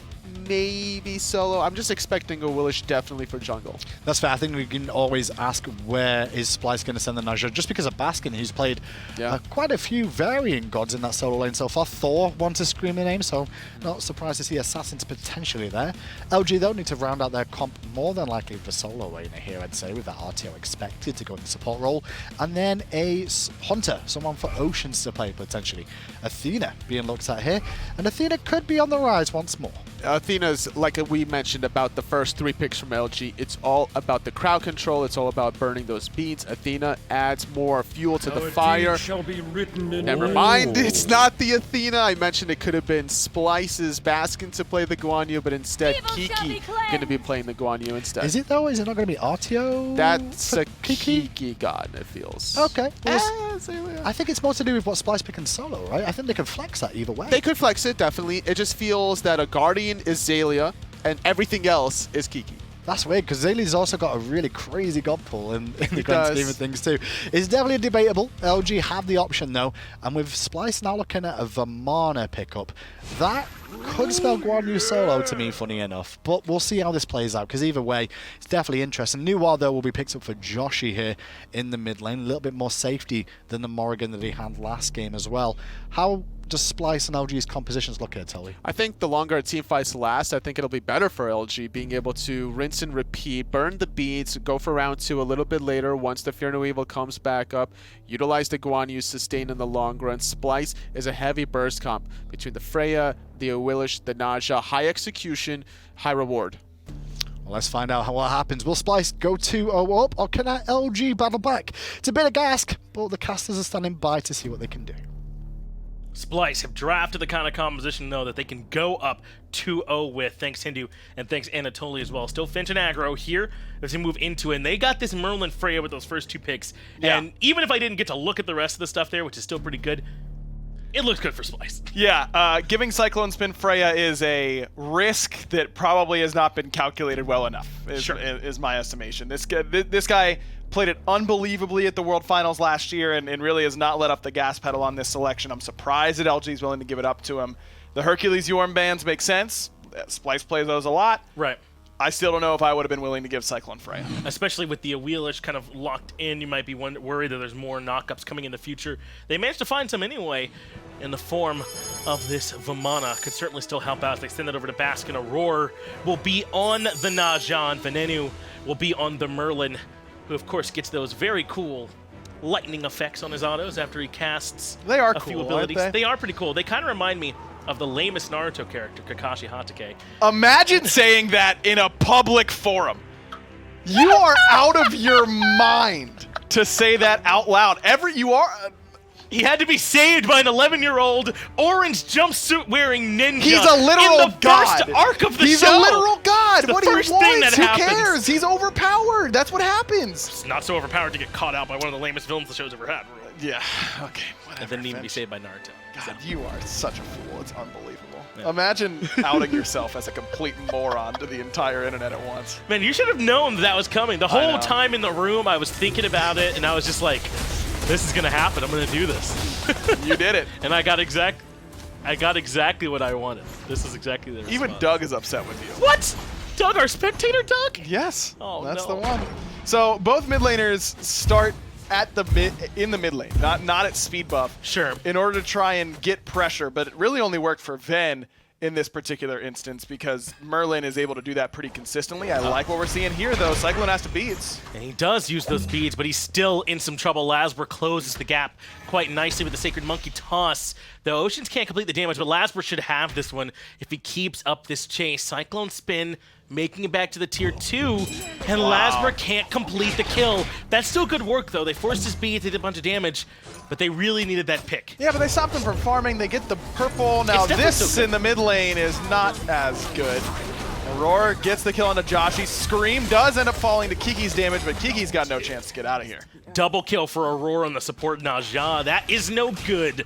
Accelerate this Naja into an even scarier part, and Aror has already proven that when he's ahead, he's willing to move a little bit away from extra defense into some damage. So you do not want this Naja to get some extra room. No, and Aror is the type of guy who's going to be pushing that lead no matter what in an instance like this. That's why he looks so good on the Hercules, is for moments where he gets to just do whatever he wants and play very, very aggressively. Naja can do much of the same. Do you remember when CycloneSpin was like kind of bullied out of lane a moment ago? do. And you thought, okay, maybe Oceans will have a nice early lane. No. I did not think that, though. No. Because remember, even though the Cyclone ends up losing his purple buff on the invade, Lasbra and Ocean split that farm. Right. Plus, Oceans came over while the wave was still going on underneath his tower. I think he might have missed a minion there as well. So he's going to be behind the XP. Cyclone got to solo an enemy purple. He'll never be able to catch up, even if Cyclone gets pushed out of lane that early on. He needs a full wave that Cyclone isn't getting, and he just didn't get it there. Unfortunately, without the kill, it just did not create enough space between the two of them, and CycloneSpin right back in the driver's seat in that matchup, and he's not alone. Aror can do what he pleases at this point now on this Naja, has started to move up into a bit of an early lead for himself. Scream did end up taking a spill, but got credit for both of those kills in terms of assists, so he still got a little bit extra help there too, as did Venenu. This early start for Splyce is still pretty good. No, they're doing okay. There's no doubt about that. Up 1,000 gold. Auror's got a big lead, and we saw what that can lead to in game 1, where he gets really far ahead of Kiki all of a sudden, gets a 2-3 level lead, and the game ended pretty quickly after the fact. And this is an even better pick, I think, to get super ahead on and really start to push the pace, because now he won't need nearly as much follow-up, as much help in order to get the kills rolling his way. Venenu on this Merlin, though, is a scary thought for me if I'm on the side of LG. Even if this game is even, and if they can get this game back to being close, I just don't know who they're looking to try and match this value. Maybe Oceans in the late game, as Lasbra's beads are forced away from him. Aror can't quite hunt him down, but a lot of his work's already been done. Lasbra's beads away for another 150. And that's huge, because Aror wasn't even level 5 at that point. Now, Lasbra is a sitting duck for an ultimate from this Naja. CycloneSpin still has the ultimate. He will indeed drop it for some return damage onto Oceans that gets him out of there without having to use the purification beads, but good presence by Kiki to come over and at least force it. Aror still harassing Lasbra. I believe he got every single one of those back harpies. And this is what Aror is so good at. I mean, he is a nightmare to play against when he gets ahead. He pushes leads really well. No one plays with less fear in the entire world than Aror, because he knows that dying is not the end of the world for him. In fact, a lot of times it advances his team's cause, and he is very unafraid of dying, to the point where maybe he should be a little bit more at times, but it really serves him well in games like this where he gets ahead. Yeah, Aror carries us this sort of what can I get away with energy into all things that he does. It's true. We've had some time to play like Magic or Smash or something like that with him, and in those games, it's very much the same sort of mentality that he carries with him. Yeah, it's almost Go ahead. An unhinged willingness to do anything. You know what I mean? But yes. Anything that will catch you off guard. Right. And I love that about him. He's always at this point where he's sort of like, what if I just did this? Like, well, right. I bet that'd work. I bet you I would enjoy that, and they might not. And that's ideal for me. That's truly where I want to live. Exactly. So some of that, translating through into his support play.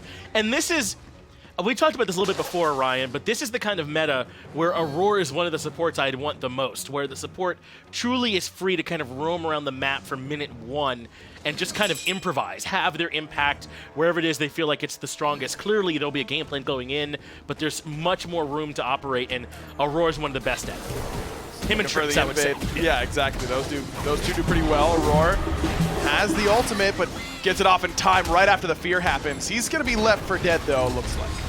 Certainly in some trouble, just a matter of who gets it. It'll be Oceans. Aror goes down. That at least evens up the kills, but you wouldn't know it from looking at the gold differential, which still favors Splyce pretty handily. The experience is right there near it. And this is what we saw in the last set as well, right? When Trifecta were playing. Even if they got kills, they couldn't keep up in farm as Kiki commits the blink onto Venenu, but there's no follow-up. In fact, Kiki is in trouble now. His team left him. Scream's here, knockup's there. Moonlit Charge gets the job done with the knockup. Ven gets the kill, and yeah, Joshy and Lasbra both just walked away from Kiki. And it seemed like Vin was more aware that there was no follow-up for Kiki there than Kiki was, because Vin doesn't even like beads or anything, he doesn't panic. Nope. He's like, this is fine, it's just a bear. And meanwhile, Kiki's all in on that plan, and there's no friends around for him. So I don't know if that's Kiki not saying he was going in, if that's him telling his team he was going in and they don't call him off.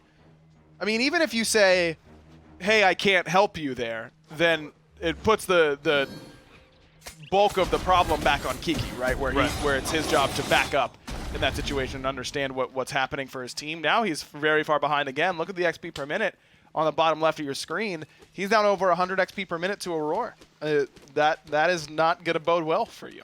And that's why the beads is so important to me, because at least if he gets that, that's a nice win for him, and maybe they can capitalize, especially with Lasbra having the Fear No Evil in just a little while. But they didn't even get that much. I mean, it just does not end up being worth on the back end, as Scream and Baskin consider some aggression into the Order side jungle. Kiki pushes up to put a stop to that. No turnaround potential, and Splice are out of there. This Aurora, or this Artio pick, despite being behind, can still be pretty impactful. I mean, that cripple field is great against Scream. It makes so that he can't go blink at level 1, which is a big deal. And also, I mean, the Batz is a dissuader there, of course, but I think without that big cripple field, you could probably make the argument that Scream can blink in, feather step over the deploy of Fear No Evil, and potentially get a kill onto Lasbra in that instance. But that cripple field will shut down not only his offense in the feather step, but his defense and getting away on Suku. So I like the pick for Kiki. It just hasn't worked out for him so far. He's fallen behind a little bit too early, and oftentimes it can be the supports that struggle when your team doesn't have pressure anywhere on the map. Though if I'm LG, even though they're behind, it's not so doom and gloom. I kind of like the way their composition is put together. They've got Xaliea on this Guan Yu for a ton of sustain in these team fights, and initiation that's hard to stop. Lasbra can follow up with anyone who still has beats left, or he could be the initiator himself. They've got a couple of waves of it between those two, and then Joshy and Oceans with all the follow-up damage you need, especially late.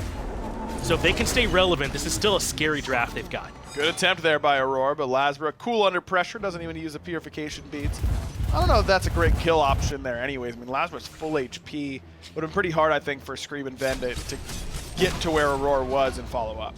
Some of the solo laner coming out of CycloneSpin there as he proxy farms over in duo lane. But I guess he had all the information on where everyone was, and he has the pressure in lane, so why not go do that, right? It's just as good here as it would be in solo lane if you can get away with it. Yeah, and Freya does it better than most because she clears the wave so quickly, and then still has the banish to get away, potentially. I mean, Baskin has been proxying between Tier 2 and Phoenix already, understanding how safe he is in this matchup. I mean, he doesn't even have teleport. He won't even blink in this lane because he's so not worried about getting pressured out by a Guan Yu. That's right. Vamana, one of the best at just kind of leaving. Sun Wukong might have him slightly outclassed in that category, but not by a whole lot. These guys are both very good at just kind of dipping when they're ready. But I suppose it's time yet again for this Pythagorean's peace conversation, Aggro, which it feels like we have to have all the time nowadays. Second pickup for Oceans here on this Chronos. We'll have to wait, though, as Kiki gets pulled back in. That setup was sick, and exactly why they picked this Vamana. Yep, I was going to say, they don't have a lot of knockups in this composition so far, but Baskin picks up the Vamana with the last selection, and that's what you proxy farm for. That's what you get, you know, a high clear warrior for. Baskin clears the wave instantly. Xaliea has to stick around and stay in lane and clear the wave a little bit longer. Maybe not so long that Baskin can make it all the way to bottom right without any sort of rotation. Xaliea just kind of twiddling his thumbs, it looked like, over in the solo lane. Could have maybe been able to impact that a little better. Venenu changes into the Void stance. Banish is there, and Lasbra has to go to the beach. Fear No Evil to keep him alive, but what a sash that lands from Aror, and Scream completes the kill. Baskin even behind the Tier 1 to perhaps complete the flank. But LG know he's there. They fall back and Splice after a tree. Another instance where a LG player is just completely alone. Aurora left alone now, but he's got Windfire Wheel. He's going to have to use it at some point, use it the very last second defensively, and it's enough to get him out of danger. Joshy's ultimate not enough either. I really thought that he was going to use it right away onto Kiki to try and turn that fight with Ven and Scream coming in, but maybe would have baited his teammates into a bad spot, ends up saving his own life by using it defensively. That's right. He plays to the out that it keeps him alive. And if Aurora is playing to that out, then the call is 100% the hardest it's ever been to not fight there. Because Aurora will otherwise play to set up for his team in almost every other situation if it costs him his life. So clearly they must have thought as a unit that there was no way they'd come out on top. Not a bad call by him either. I mean, Scream's ultimate moves down, Baskin wasn't there, Cyclone wasn't there. It's the right idea to back it up. I'm just saying it must have been the clearest, most communicated thing that's ever happened to a Splyce comp. Because you just never see that happen. You see the player tag Aurora, and you go, oh, well, he's going in. Right, yeah. You know, doesn't matter his HP pool, anything like that. He's getting in there. Yeah, my man actively fought to ult away. Just not what you always see from him, but a great play, of course.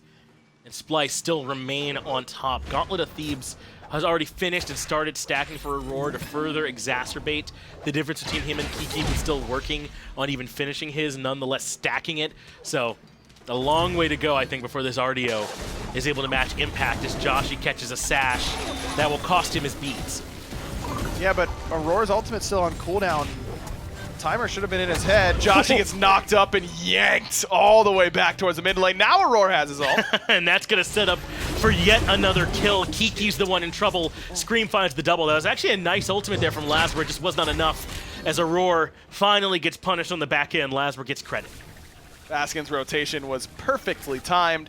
And now with the two-man advantage, the one-man advantage, they did lose one. They head towards the Gold Fury. Look at this objective burn. Ven wasn't even in fire stance for this. That's crazy. They melt the Gold Fury this early on, and yet again the game starts to move quickly out of reach for LG, down almost 4,000 gold, nearly 4,000 experience. And this Awilix pick, it's been a staple for Splyce. You know, the banner, I have to say, since they're so different as a team now with the way they're currently constituted. Cyno could play it so well for this team. But you know who else is really good at it? Scream, turns out. Yeah, Scream definitely has it in the God pool. It's one that he's had for quite some time. Yeah. And, man, it's one of those gods that you don't see often enough to really feel super confident against. I mean, you know the shtick, of course. She knocks you up, she pulls you in, you can't jump around her.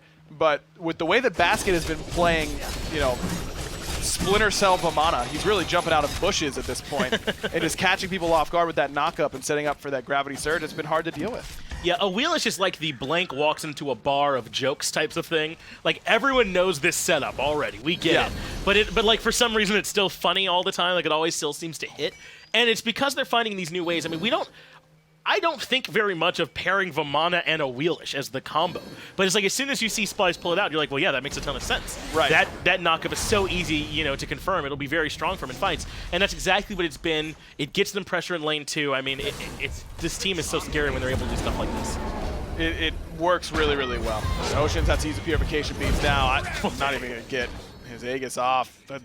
All of that is warded by Splyce, but I believe that there should have been a ward that Scream walked over in between the far rock from where we are now and the Gold Fury pit. But either way, I mean, he knows Scream's on left side jungle and just can't position in that manner when you know he's there.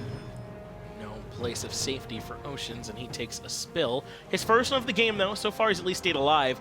But despite that, it has not kept him close to CycloneSpin, who's level 16, 0-2 on this Freya, the highest level in the game. Never what you want to see. A Scream pulls Xaliea back in. That's the Guan Yu being melted like butter. And all he can do is run towards the wrong side of the map to try and get away and at least waste some time. It's a good job going into the Talu Assault to avoid the knockup, but it's only going to do so much. All that actually does is get Venenu an assist because they bought him time to walk over, ended up getting involved in that kill. The map control is there for Splyce right now. LG just has not been able to really get a footing in this set at all. Is Kakashi your favorite character in the show? Yes. All right, well, I'm sorry about what I said. He's really cool. He's the coolest, thank you. Do you know why he's so cool? Why is that? Because he taught Sasuke the coolest character in the show. I don't even have to say anything. You're literally burying yourself. Sasuke is easily like the most hated character. Wait, have I not said out loud that I have never seen even a moment of Shippuden? Yeah, well, you're messing up because it's way better than the original Naruto, and I know that's an unpopular opinion. Well, the original Naruto is kind of bad. I've rewatched it recently. It's not that good. It's not that good. Yeah.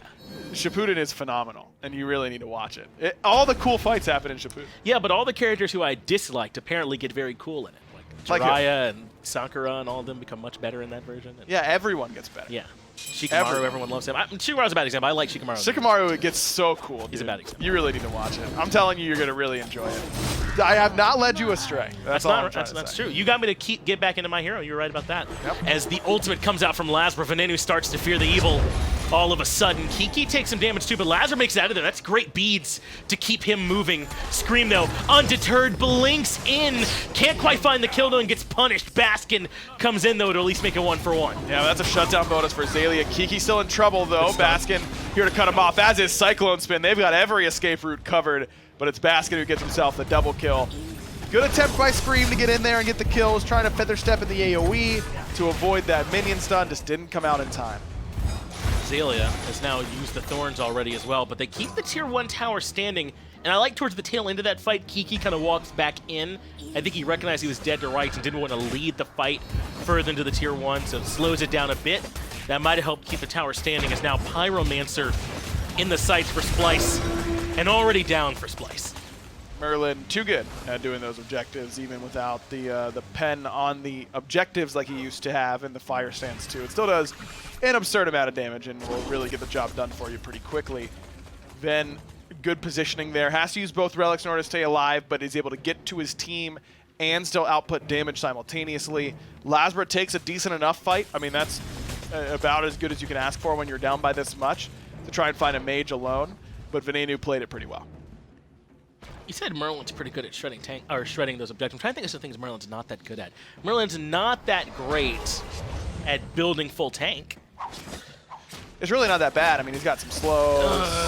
Good point. Yeah, a knock up if he blinks in and changes in or out of arcane stance. Yeah, Merlin is not that good at ganking like an assassin. He doesn't have good, quick, hard CC. Oni Fury, though, being burned quite quickly. Yet one more thing Merlin is quite good at. Splice. Grab the Oni Fury. That's a good game. Just name some things Merlin's not that good at.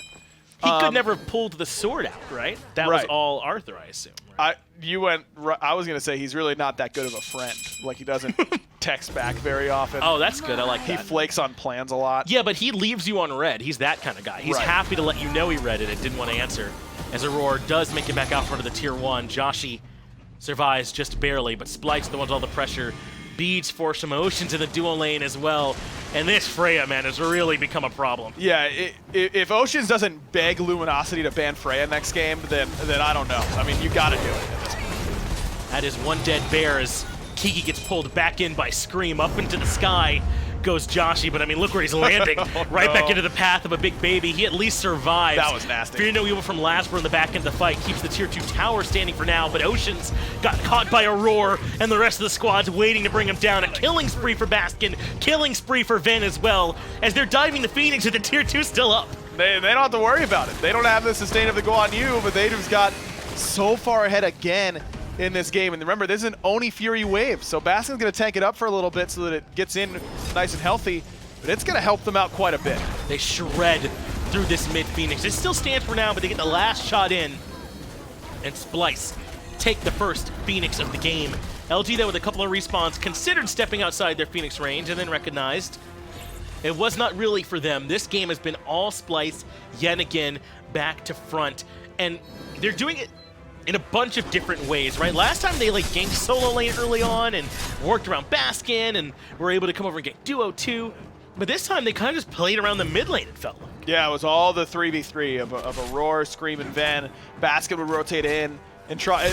Again, Kiki just falls behind. It's definitely a dedicated effort from Splice, but Kiki's putting himself in spots where it's kind of easy to do. I mean, he's just picking these gods that are easy to punish in the early game. Guardians as a whole are a class that happens to, without a doubt. But Ymir doesn't do you any favors when you're having a problem getting picked. Right. I don't think Artio does you a whole lot of favors either. You can pick her pretty easily. Fire Giant should be free for Splice. LG are nowhere nearby, and this is on purpose. I'm sure LG understand this is likely happening. Instead, they've grouped up to try and get what safe farm they can, grab the Tier 1 in duo.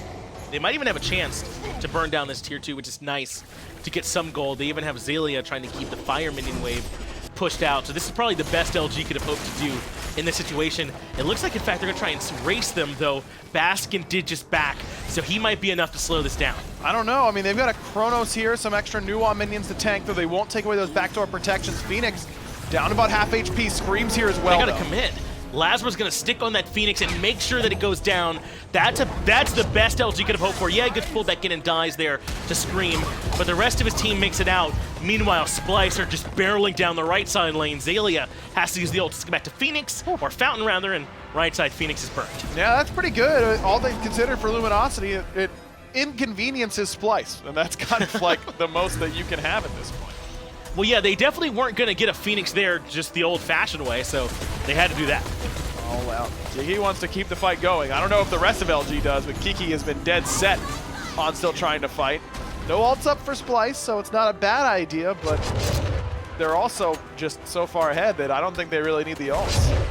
No, they can definitely take you down with the base kits by themselves. Scream has the mini-wave pushed up in duo, which forces Ocean's hand. But he's got to be careful. Scream has set up a bit of a trap here to catch him stepping too forward. He's even going to back. Easy pick here for Scream. And what can Oceans do in that situation? I'm really surprised that Oceans didn't hear Baskin clearing the back harpies as he was walking by. I mean, right. And yeah, it wasn't Baskin that blinked on him, but you can't back there if Baskin's there either. I mean, right. you just can't. Instead, Oceans ends up falling. And the tier 2 tower goes down. Lazarus beads now expended in the Banish. Yet again causing problems for Kiki. The slows are there for days. Goes into the cripple field. But he's only buying time. Splyce find their 17th kill of the game. It's only left side Phoenix still standing. I don't even think they're worried about it. They're just barreling down mid. They've got nothing to worry about at this stage. Lasbra banished and crushed by Scream. Xaliea dropped like a phone. Venenu with that kill. And again, just under 23. It looks like Splyce gonna close out game 2. Another dominant performance here from Splyce. And again, this is when we expect it to win. I mean, Splyce are the favorites coming in, but cleanly getting these games, getting these SPL reps here in the studio as a team is so huge for them, because this team, I think, has aspirations well beyond limping into MSI. Right? This team is one that wants to come in confidently with a good seeding and then make some noise when they actually get there. And beating teams like LG is how you show that you're capable of that. Yeah, I mean, I think that, I believe it was you who made a great point in the green room earlier, that even though Splyce's record was bad pretty recently, all those sets were pretty close for the most part. I mean, they played Dig and someone else really good, Knights, right? Pittsburgh Their first Knights, 2 weeks, right. yeah. So, I mean, their record didn't look great, but they had gotten a lot of their tough matches out of the way. Now they're clicking on all cylinders. You can really tell the synergy starting to develop there. Scream looks really, really good in conjunction with Roar. Baskin is playing really, really well again. No surprise there. Basically, everyone looks great, and CycloneSpin continues to still maybe be the best player on this team, and that's saying a lot when you've got Scream and Baskin right there doing the things that they've been doing.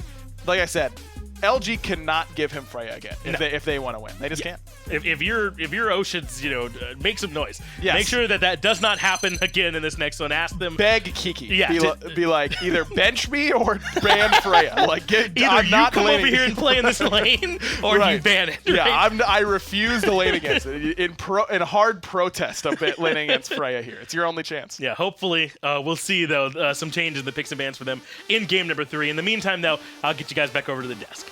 Yeah, thanks so much, Finch and Aggro there. Well, 2-0, and talking point definitely was the Freya pick. Yes. Totally, we saw picks and bans. They first picked the Chronos. They left that Freya open alongside the Merlin. It didn't work out. No, Freya's got to be banned, right? It feels that way, right? Because not only in this set, but in the last set, Trifecta versus Rival, Artio was just outperforming everybody on this Freya. So I think between both Rival and also Splyce, they have something figured out where they're baiting out the Chronos intentionally so that they can lock in the Freya. Keep in mind that CycloneSpin in Season 5 Worlds loved the Freya when no one else was really picking her. And in Season 6, only getting better.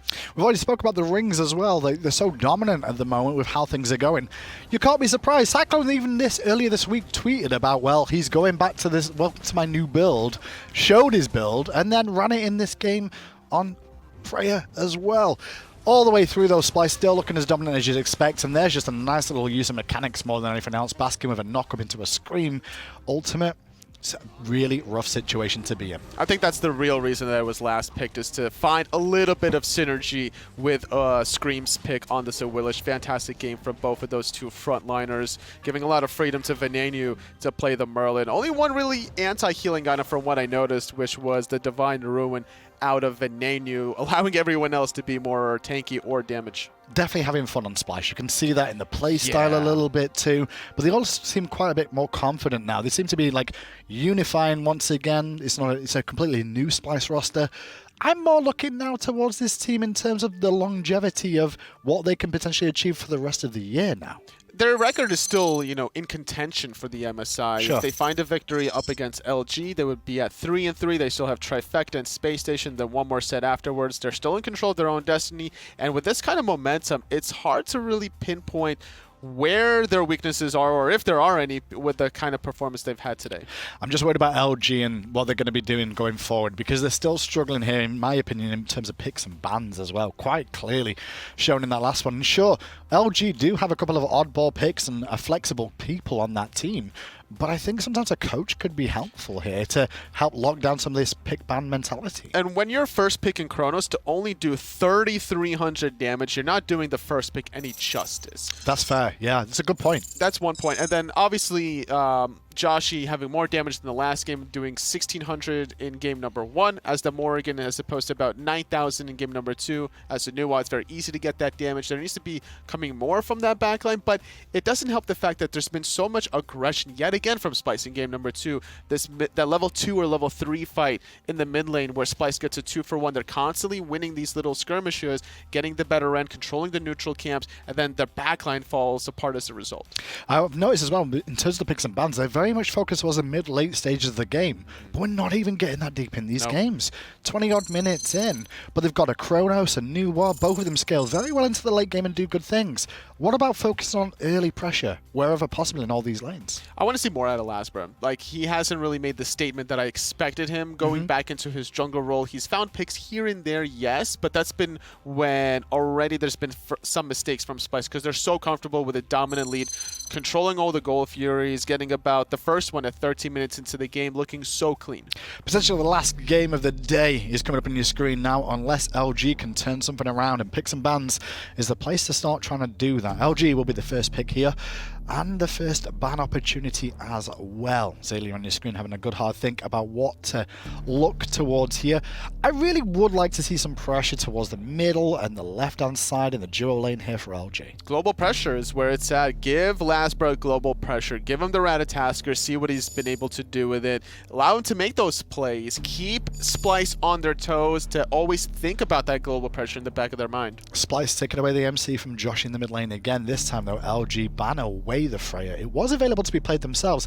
Something tells me that maybe Oceans just doesn't want to play that in the duo lane, because it could have been something left open for them. I don't understand why you don't fight fire with fire instead of having to ban it away for your first pick. Well, I know that Oceans also plays a lot of Soul, so if there's a Chronos ban from Splice, that they can still result to the Soul, but I'm not sure how successful that's going to be against Splice if they're able to still apply pressure into mid. It's not the duo lane that LG has to worry about. It's that mid-jungle synergy.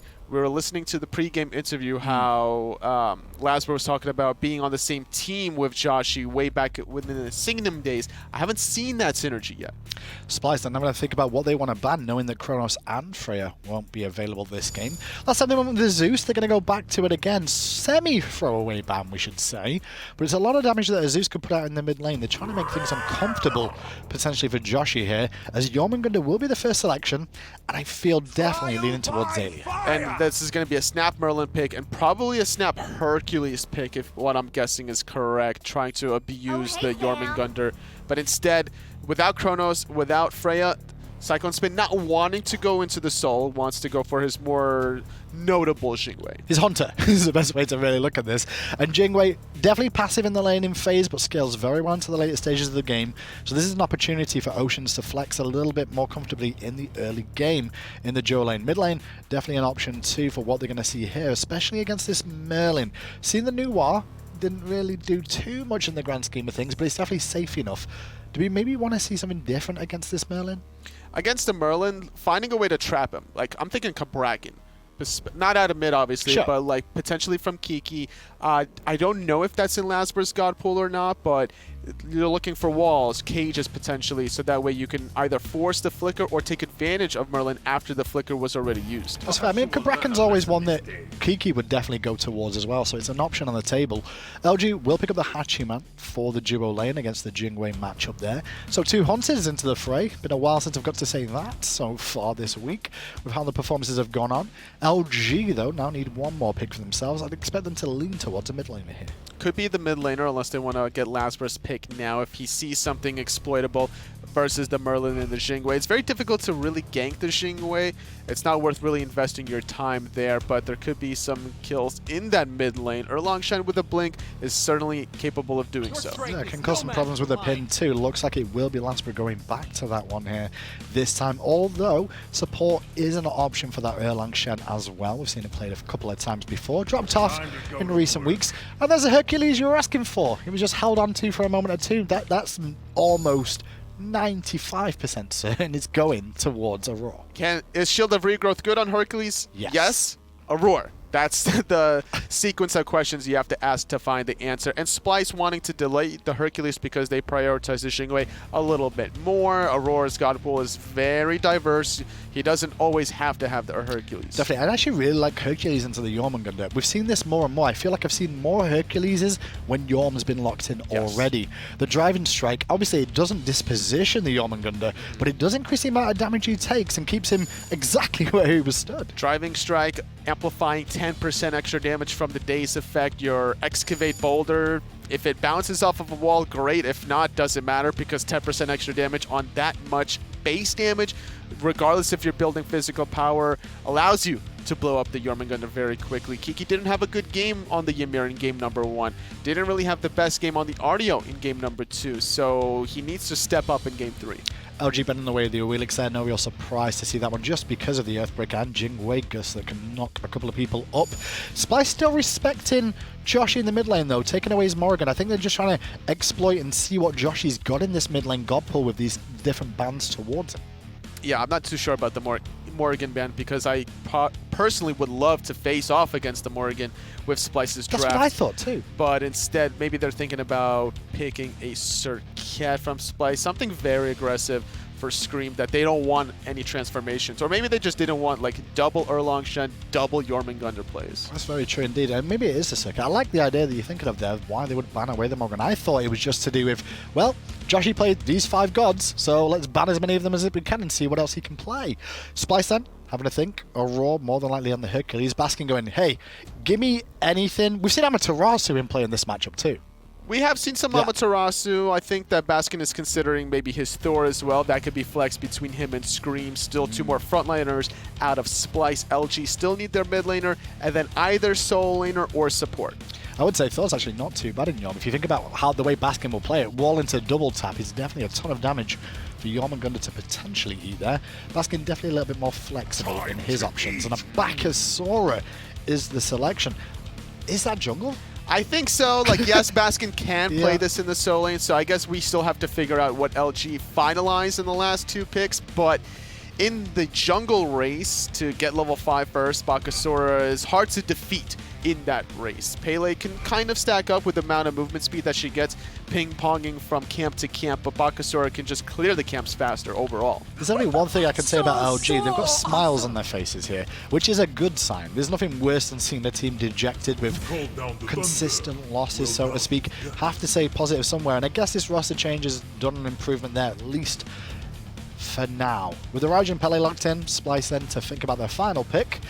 What will it be? It'd be nice to have some magical damage out of Splice. Baskin could potentially opt to go for that. Or it could be still Bakasura Soul Lane. Ao Kuang could be picked up for Scream. Ao Kuang? For that kind of magical damage. That's a throwback character. Habwa is still open, but instead, no, it's going to be Bakasura in the jungle and Sobek for Baskin. Yeah, Sobek up against the Jormungandr, pretty relaxing lane there, so to speak. I don't think there'll be many kills between the two, unless the junglers interfere. Unless it's actually going to be Hercules, Soul Lane, and then Sobek in the support, because Shield of Regrowth is still good on Sobek. And Sobek actually would be pretty good for being a bit more mobile by being in the support role, actually, just for the fact that he'll deal with Pele pretty well. Anti-heal's useful, and the amount of disrupt will really prevent Pele from doing as much as she'd like to. And being able to chase out the Raijin. Although, I think it's safer to play the Hercules, because you can use that pull from a safer distance. I'm feeling on that. I can see it either way. Yeah. Very interesting, these compositions on paper. Has LG really got a shot with this? With how they performed so far today, Splice have looked out of this world. I'm not feeling it personally. That last game lasting barely 23 minutes into the game, I'm still giving this to Splice for a clean 3-0. Well, that's it from us on the desk. Let's go to the casters. We'll see you in about 23 minutes. Yeah, that sounds about right, Hindu. We'll see, though. LG certainly have a chance still to win this game. Their draft makes a lot of sense here to me. When you can't get the Jing Wei, Hachimon's where you go. Pele's a ton of early pressure for you. So is the Erlang Shen. It's just that they're up against Splice, man. Such a hard team to beat. But they banned Freya. Yes, that's a big move. Yes. Oceans gets to play against something else this time around. Then he gets to play against Jing Wei, which I'm sure is exactly what he wanted. So up against the yeah, it's not exactly the high-octane lane that he may have been hoping for, but CycloneSpin has been pressuring him pretty consistently. Maybe he'll try and continue to do so. So why Sobek here? I mean, totally highlighted that at that point in the draft, they didn't have much magic damage. I think that probably did lead him towards a Guardian. And Sobek is still very strong, I think, in team fights. I mean, Pluck is insane, Tail Up's insane. You can't peel off Lurking in the Waters. What is he doing for this team they want? Sure. So I've got two ends of the analysis here. We'll go with the legitimate one first. Sure. If you're going to have a basically free lane, though, Jormungandr doesn't really free lane you as much as something like a Sobek would. But it's still a Guardian. You're not going to get pressured out super hard. Still hard to out team fight a Sobek in a late game. Level 20, full item Sobek does a lot of damage, provides so much control. It's always going to be potent in that regard. Now, the reason I think Baskin actually picked it is because it's really good with Bumba's Mask. Ah, you think he's going to go Bumba's Mask Sobek? I do. Why? Okay, riddle me this. Yeah. How do you get away from Bumba's Mask Sobek? I build my own Bumbas, maybe? Correct. That's the only, and welcome to high-level NA ranked. Exactly. It's very, very hard to do so. I mean, Joshy literally cannot leap out of Lurking in the Waters unless he goes over a wall. He's that fast. It's impossible to deal with unless you're going to be an organized professional level team and kill him for it. Which I imagine LG will be able to do as Lasbra makes the rotation over early as well, and Baskin and Aror, still level 1, are in trouble, but they can't lock down the Hercules and the Sobek just yet. In fact, Venenu might even be making a rotation over. There was a ward there, so they'll have the information, but now it's the 2v2 Warrior Mage, though Venenu doesn't all the way come over to the fight, so they give it up. Scream lurking up on Oceans. Gotta watch out for this. He's probably got to eat minion by now, though he may have used it on the back harpies. Weird. Yeah, it's on cooldown right now, so he's just waiting. He's got all the time in the world. This is a time that Oceans isn't farming, and Scream can just go right back. Oceans should just give this up right now. There's literally no point, unless he's getting a rotation over here, to try and get this buff, because he'll never secure it over Scream. Yeah, now Scream comes in, has the minion. The best Oceans can do is like try and punish him for it, but he can't even do that much. This minion is now eaten. And on his way goes Scream. Yeah, and look at what Cyclone's done. He's frozen the wave up on the top end. Right. He just missed half a wave, if not more. Just a bad decision by Oceans. You're wasting your time there.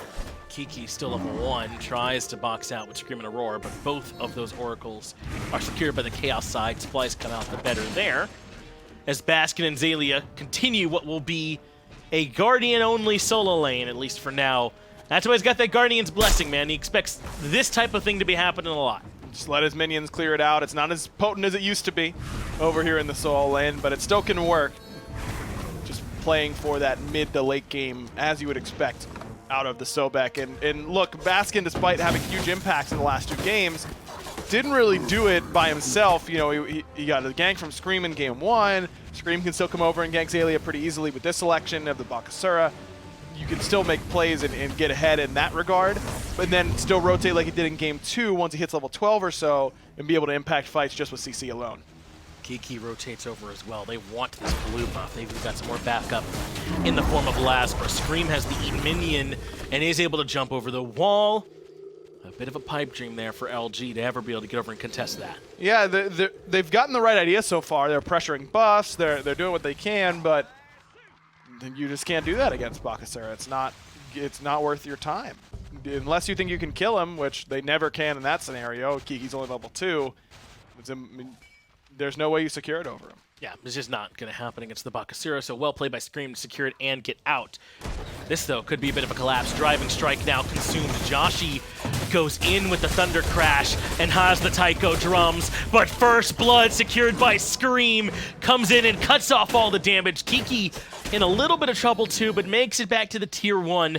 Splyce yet again come out on top. That felt like inexperience to me. I mean, Joshy doesn't need to leap there. Aurora walks right up to him and driving strikes away. Cyclone's probably going to have to use his ult to get away, and he'll do so. He's AR, right? But Aurora turns and driving strikes away. All Joshy has to do is go immediately up at the Taiko drum, start taunting him, and bring him in. Instead, he jumps in, puts himself in harm's way. He takes too much damage immediately from Venenu, and he gets cleaned up for first blood before they ever have a chance of killing Aurora.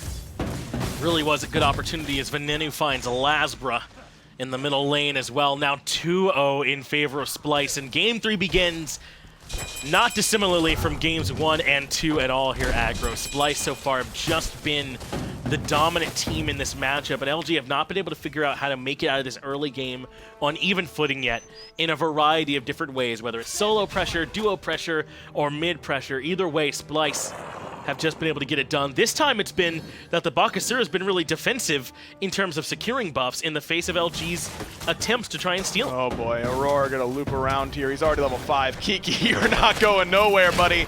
Regurgitate. Scream tried to secure it, but Aurora still had it on to wraps. That was his push.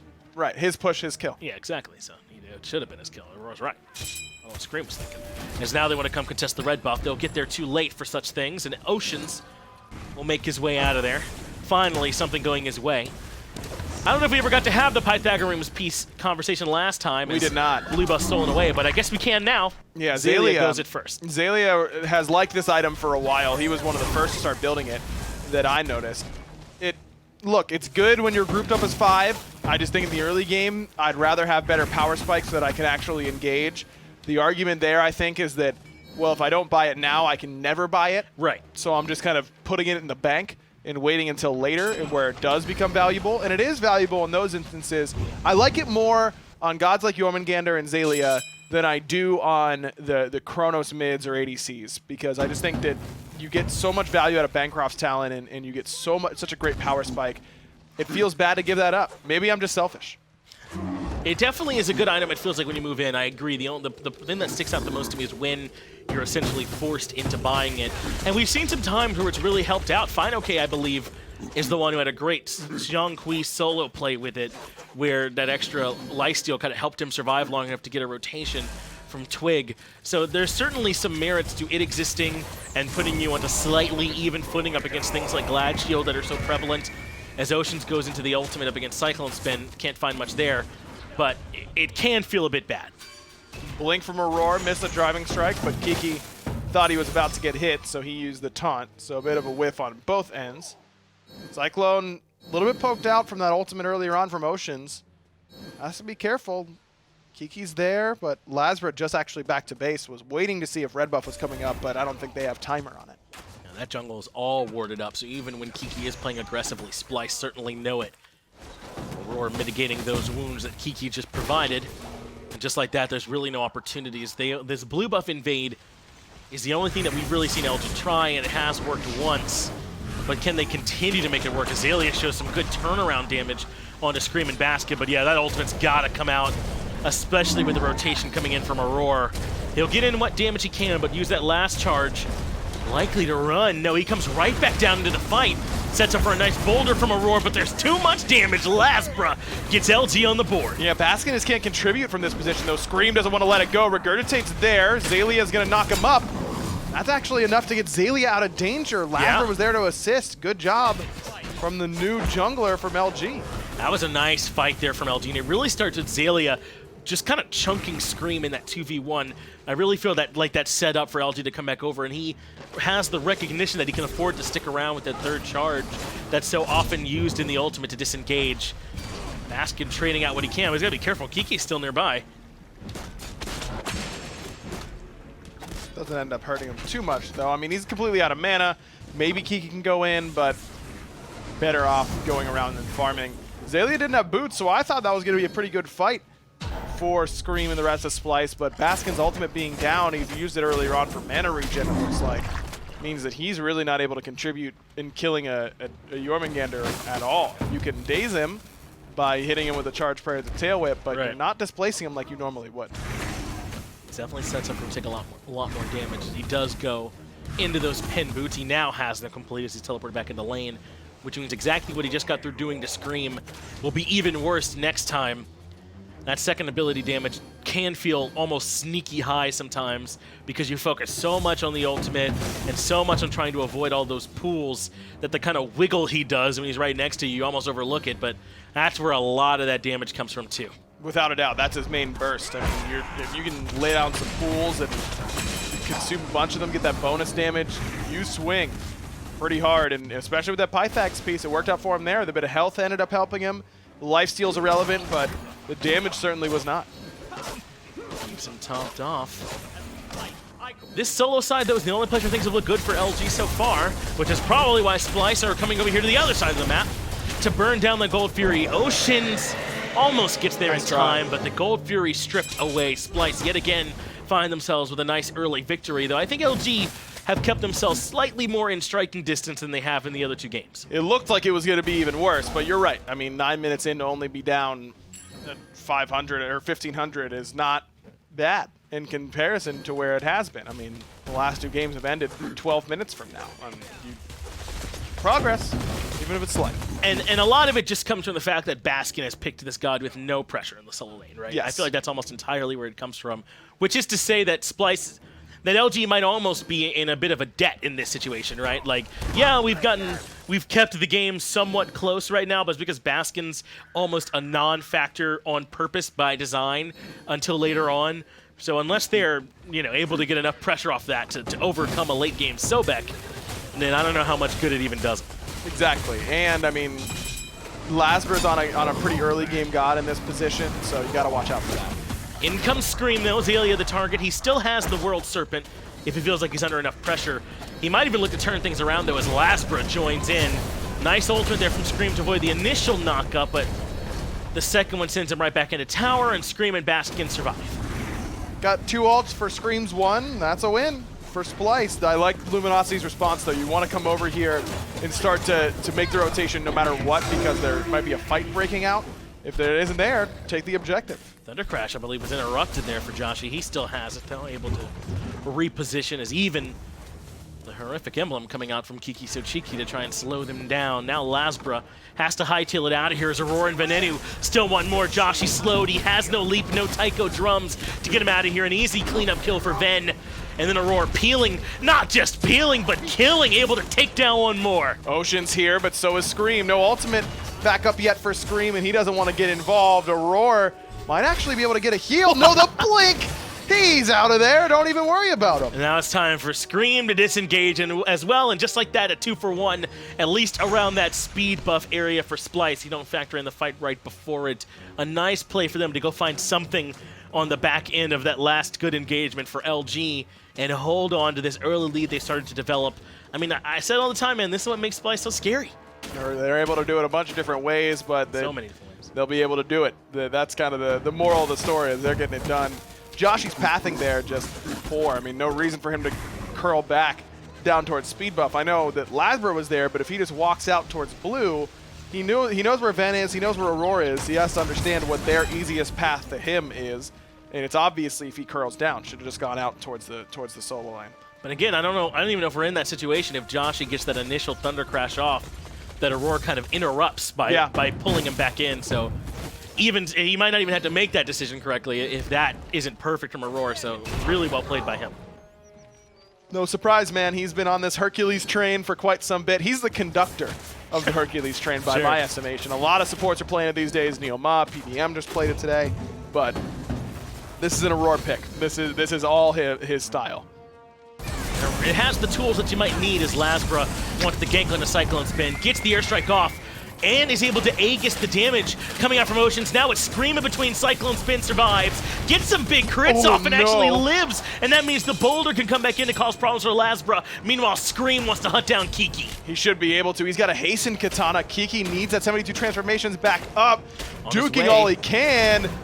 Pin is good, jukes the leap as well. Now he's in a pretty decent spot. But Aror and Venenu are coming through in the backline, avoids the first Tycho drum, but dead. can't. He would die to the tower either way, but maybe he bought his team enough time for Aror to come in and look for the lockdown, but Kiki avoids the damage, and Joshy keeps him slowed and locked down, but without the root from the pin, he'll die anyway because Joshy gets it. Gets it done.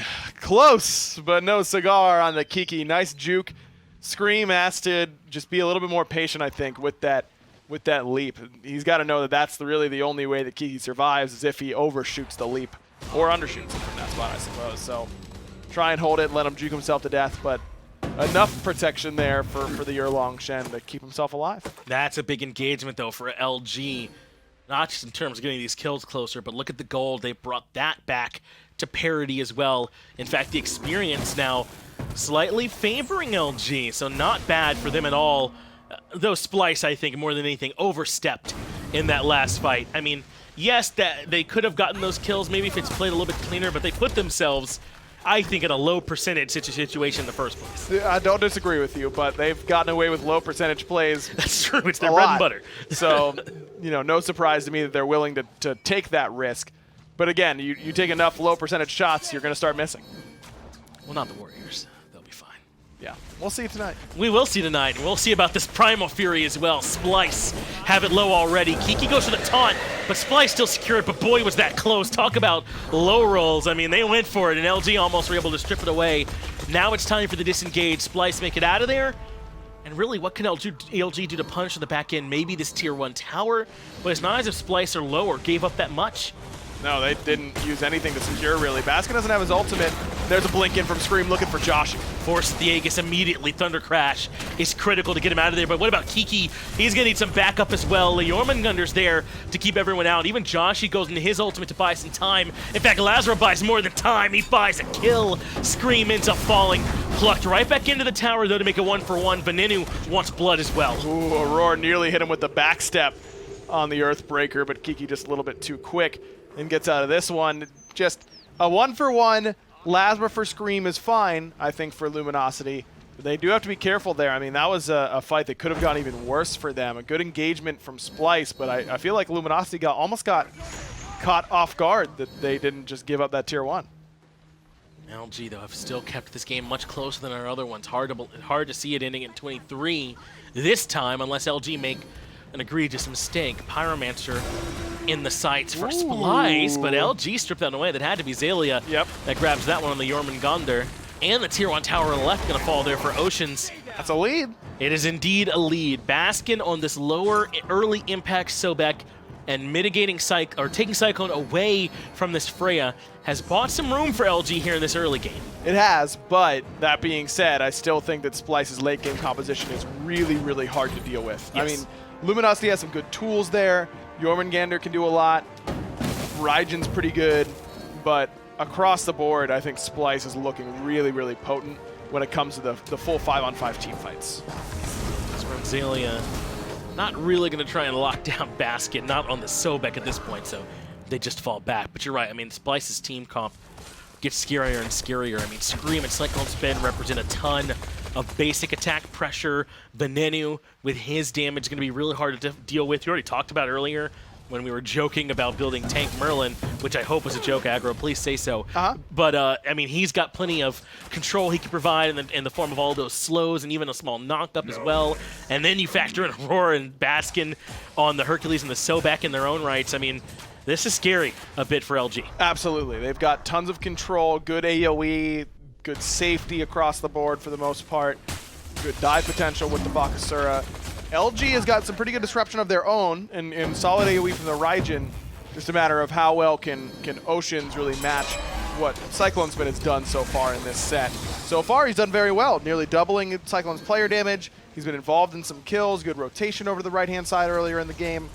But still, with the way Cyclone's played, it's hard to see him getting outmatched. Okay, well, Scream didn't know where Xaliea was, but this is an ultimate force for Splice either way. That's a bit of a win for them, though they might lose their tier 1 tower. In fact, they certainly will, as Baskin can't quite defend it. They trade Xalia's ult for a tier 1 tower. Not too bad, unless Splice force a fight right away. That Jormungandr ultimate is such a big deal in these fights in terms of Jorm's safety, a bunch of extra control and damage, so Splice might try and take that opportunity. Especially when Xaliea is building in this style, which is offense. I mean, it's a little bit of hybrid with the Stone of Binding and some health from the Gem of Isolation, but this is offense, man. And you really need to use that World Serpent ultimate to disjoint the fight, take the focus off of you, and keep yourself healthy enough, and it's going to be hard to do without it. Splice don't look ready to try and force the issue just yet. They've fallen back and just went back to farming as normal, so that means instead I get to ask you about third item, Rod of Tahuti, which I've been wanting to ask you about. And yes. Aggro, I think you might know one or two things about mid lane mage builds. Yeah, I mean, I've played a couple of them. Look, Rod is really, really good on Raijin, and we've seen a lot of Rod rushes on Zeus. Right. But that's because Zeus can get away with it with such high base damage that you don't really feel that negative in the early game. I don't think Raijin's really in the same category. And now, in a critical Oni Fury fight, Joshy doesn't have that much pen. He's going to have Obsidian Shard 2. And he kind of needs to build Obsidian Shard because he can't afford to go flat pen option into Obsidian Shard, because by then Baskin will be too tanky, and by then Aror will be too tanky. But at this point, Obsidian Shard doesn't even get him that much because they haven't gotten to that area. It's kind of your insulator for when you need it. Right. It throws your whole build path out of whack. Baskin forces the bead from Lasbra. Great blink from him to catch the Pele a bit out of position. Xalia's ult has returned, so that conversation we were worried about has passed without anything too damaging in the way of LG. But now Splice, maybe considering where they want to go. They're only grouped up in mid. Meanwhile, it's LG who are forcing the fight. They're already on the Oni Fury. Baskin and Cyclone nearby, and they forced them off the objective. In fact, it's not even fully leashed. Finally, they drop it, but Oceans pays a heavy toll in terms of his HP. He must use his ultimate just to disengage. Kiki needs some backup, but there is none there. Scream jumps in for the kill. Scream's going to get eliminated right away, though. Lasbra all over that one. Xaliea kind of caught in an awkward spot. He can't get displaced, but he can get stunned. He absolutely can. He has Thorns. This should slow down some of that basic attack focus damage, but it just is not enough. Baskin gets the kill credit, 2 for 1 in Splice's favor so far, as Scream the only one that they've lost. They don't even want the Oni Fury. Lasbra this far out of position must be a great target for them, but no, they come back to the objective instead. Got the numbers advantage. Oceans, no beads for him. Relic, Frenzy popped. Oceans gets plucked in, and he's dead. Oceans, I don't know if he ever makes out of the CC chain. He does help Lasbra, though, find a kill on the Venenu. That's pretty big. That sets up for Joshy to come in and drop some Raijin damage. Thunder Crash over the top as well. Just not enough. What good control from Baskin, believe it or not. Sobek pretty good at that as CycloneSpin gets the double. I mean, yeah, they get Venenu, but you're losing members in that. Oceans, I don't know if he's positioning that way in order to bait Splice into taking the fight, but that's, you're dead to rights if you're staring down Baskin Sobek with no purification beads and his whole team's right behind him. LG was in a slight lead, but now, I mean, not only do Splice win the fight, they get the objective, and they keep all of LG busy. Right now, all of those Oni waves are starting to push forward. The left side wave that's on the tier 1 tower, that's an Oni wave. The one coming down mid lane is an Oni wave. So LG has to respect all these minion waves that are enhanced, and that's going to open up another window for Splice to take another good fight. Plus, look at the relic situation among the carries. Splice won that one pretty handily as well, so this fight is really smart for 2 reasons. Half HP now on the Fire Giant. Even below that, Splice are all in. Into the ultimate goes Xaliea. We talked about the contest potential from the Jormungandr, but they've halted DPS. Instead, Kiki is the target. They throw him right back through the fire in flames, but that won't slow down Scream at all. The Bakasura gobbles him up, and the first kill favors Splice. And again, this is totally fine for Splice. They only get 1 kill. They don't have to worry about doing the objective, really. In fact, Luminosity is pulling it. Hello? You're not getting away with that one. Bold, ambitious, as Tolly would say, from LG on that one. But in the end, doesn't really cost them that much. In fact, Lasbra's actually going to strip away the red buff. That is certainly relevant. A lot of extra damage that buff can provide, and he now takes that away and adds it to his own coffers as Splice reposition around the FG yet again. And at this point, does Splice even have any idea where Lasbra is? He might be able to loop around the backside and cause some problems, but they pop Frenzy, they secure the objective, and he's too late. Now they can just turn around and kill him. This looks to me like LG did not do their homework, because if they watched any of the last 2 sets that Splice have played, they know they have Frenzy. That you know they have Frenzy, and you know they're committing. You can't stand there and wait. You just have to have that info. It's something they do all the time. Xaliea might be in trouble now. He can't be displaced, obviously, but can be stunned and can be put into that dazed status, which is right where Scream wants him for all this extra damage. Xaliea goes down easily. 2 more kills now for Splyce. Now they grab the tier 2 tower, and just like that, a game that was so close for like 7 or 8 minutes there in that mid game has started to careen entirely in Splyce's favor. Right, and the argument is maybe LG does know that they're going to commit to that Fire Giant, but they can't take that fight. Well, I'd rather have that fight than this one, where they have the Fire Giant, now they're getting all this extra gold. And Baskin goes right to the back line. Remember that dead I talked about earlier, where Baskin is here to collect. Right side Phoenix is low, but with the kill onto Oceans, just go ahead and grab it. CycloneSpin cleans that one up, and lurking in the water, still plenty potent. Charge pretty off the mark, but this is all Splyce all day still. Yeah, Baskin doesn't even have to be worried that his dash isn't up. I mean, no ultimate for him. Who cares? He's on maximum chill mode at this point. He just waltzes right out of there. And now Splyce has their pick of, do we want mid tower now? Do we want it later? We can back and spend our gold, or we can take it right away. Remember those Oni Furies, that's why they can go right to the tier 2 towers now in these lanes quite easily, because those are able to be pushed down by the waves pushing independently. And all that has this knock-on effect. Frenzy comes out yet again. Splyce used this relic so well, and the mid-Phoenix has been burned immediately. Xaliea has to ult, and this feels more defensive than anything. He'll get some damage out of it onto Venenu that's actually critical. He'll stick around to try and look for the kill, and gets it, but that should spell the end for him. In comes the rest of Splyce. But Xaliea still getting plenty of work done and repositioning. Lasbra the whole fight, though, biding his time, never could find a way in. No, I mean, with CycloneSpin being full HP and with relics up, and a fully stacked rage and a Deathbringer, that's spooky stuff for any backliner that's trying to get in his face. He's going to have so much crit if you get right on top of him. This relic dagger for Aror, they're really just using Frenzy as often as possible, and they've utilized it so well. Yeah. I'm a big believer in this strat right now, man. No one has really proven they can handle it effectively. Renegades tried and did okay, but overall, I mean, Splyce feels like they're 50-50ing a lot of these, but with all the extra damage they're getting from the Frenzy, even if they lose the Fire Giant, Frenzy's active long enough that they can probably take the fight after the fact. I think it's really intelligent. That's what the critical difference is for me, because I think Splyce in a lot of these situations would prefer the FG, but they put themselves in a spot where the fight afterwards is almost always advantageous for them either way. I mean, instantly getting the Fire Giant is nice, but it's not always that huge a boon as Venenu is dead. What a call here from LG to loop behind the tier 2 and catch my man out. Yeah, that's a classic, waiting for the respawn in between the towers, but when your team is down from the Fire Giant, I mean, you're back. You're not contesting Fury. I guess so. What are you doing elsewhere? That's farm, man. That's I'm not saying it's experience. a bad play. I'm just saying it ain't classic. Not from well, what I know. Yeah, it's classic when you really want to send a message. You know, that's maybe you're right that in this forum it might not be quite as classic. Sure. It is maybe a ranked special as it works on Ven. Sure is. My man was not expecting it at all, and ends up falling. At least he holds on to the beads. I think he recognized no way he was getting out of that one.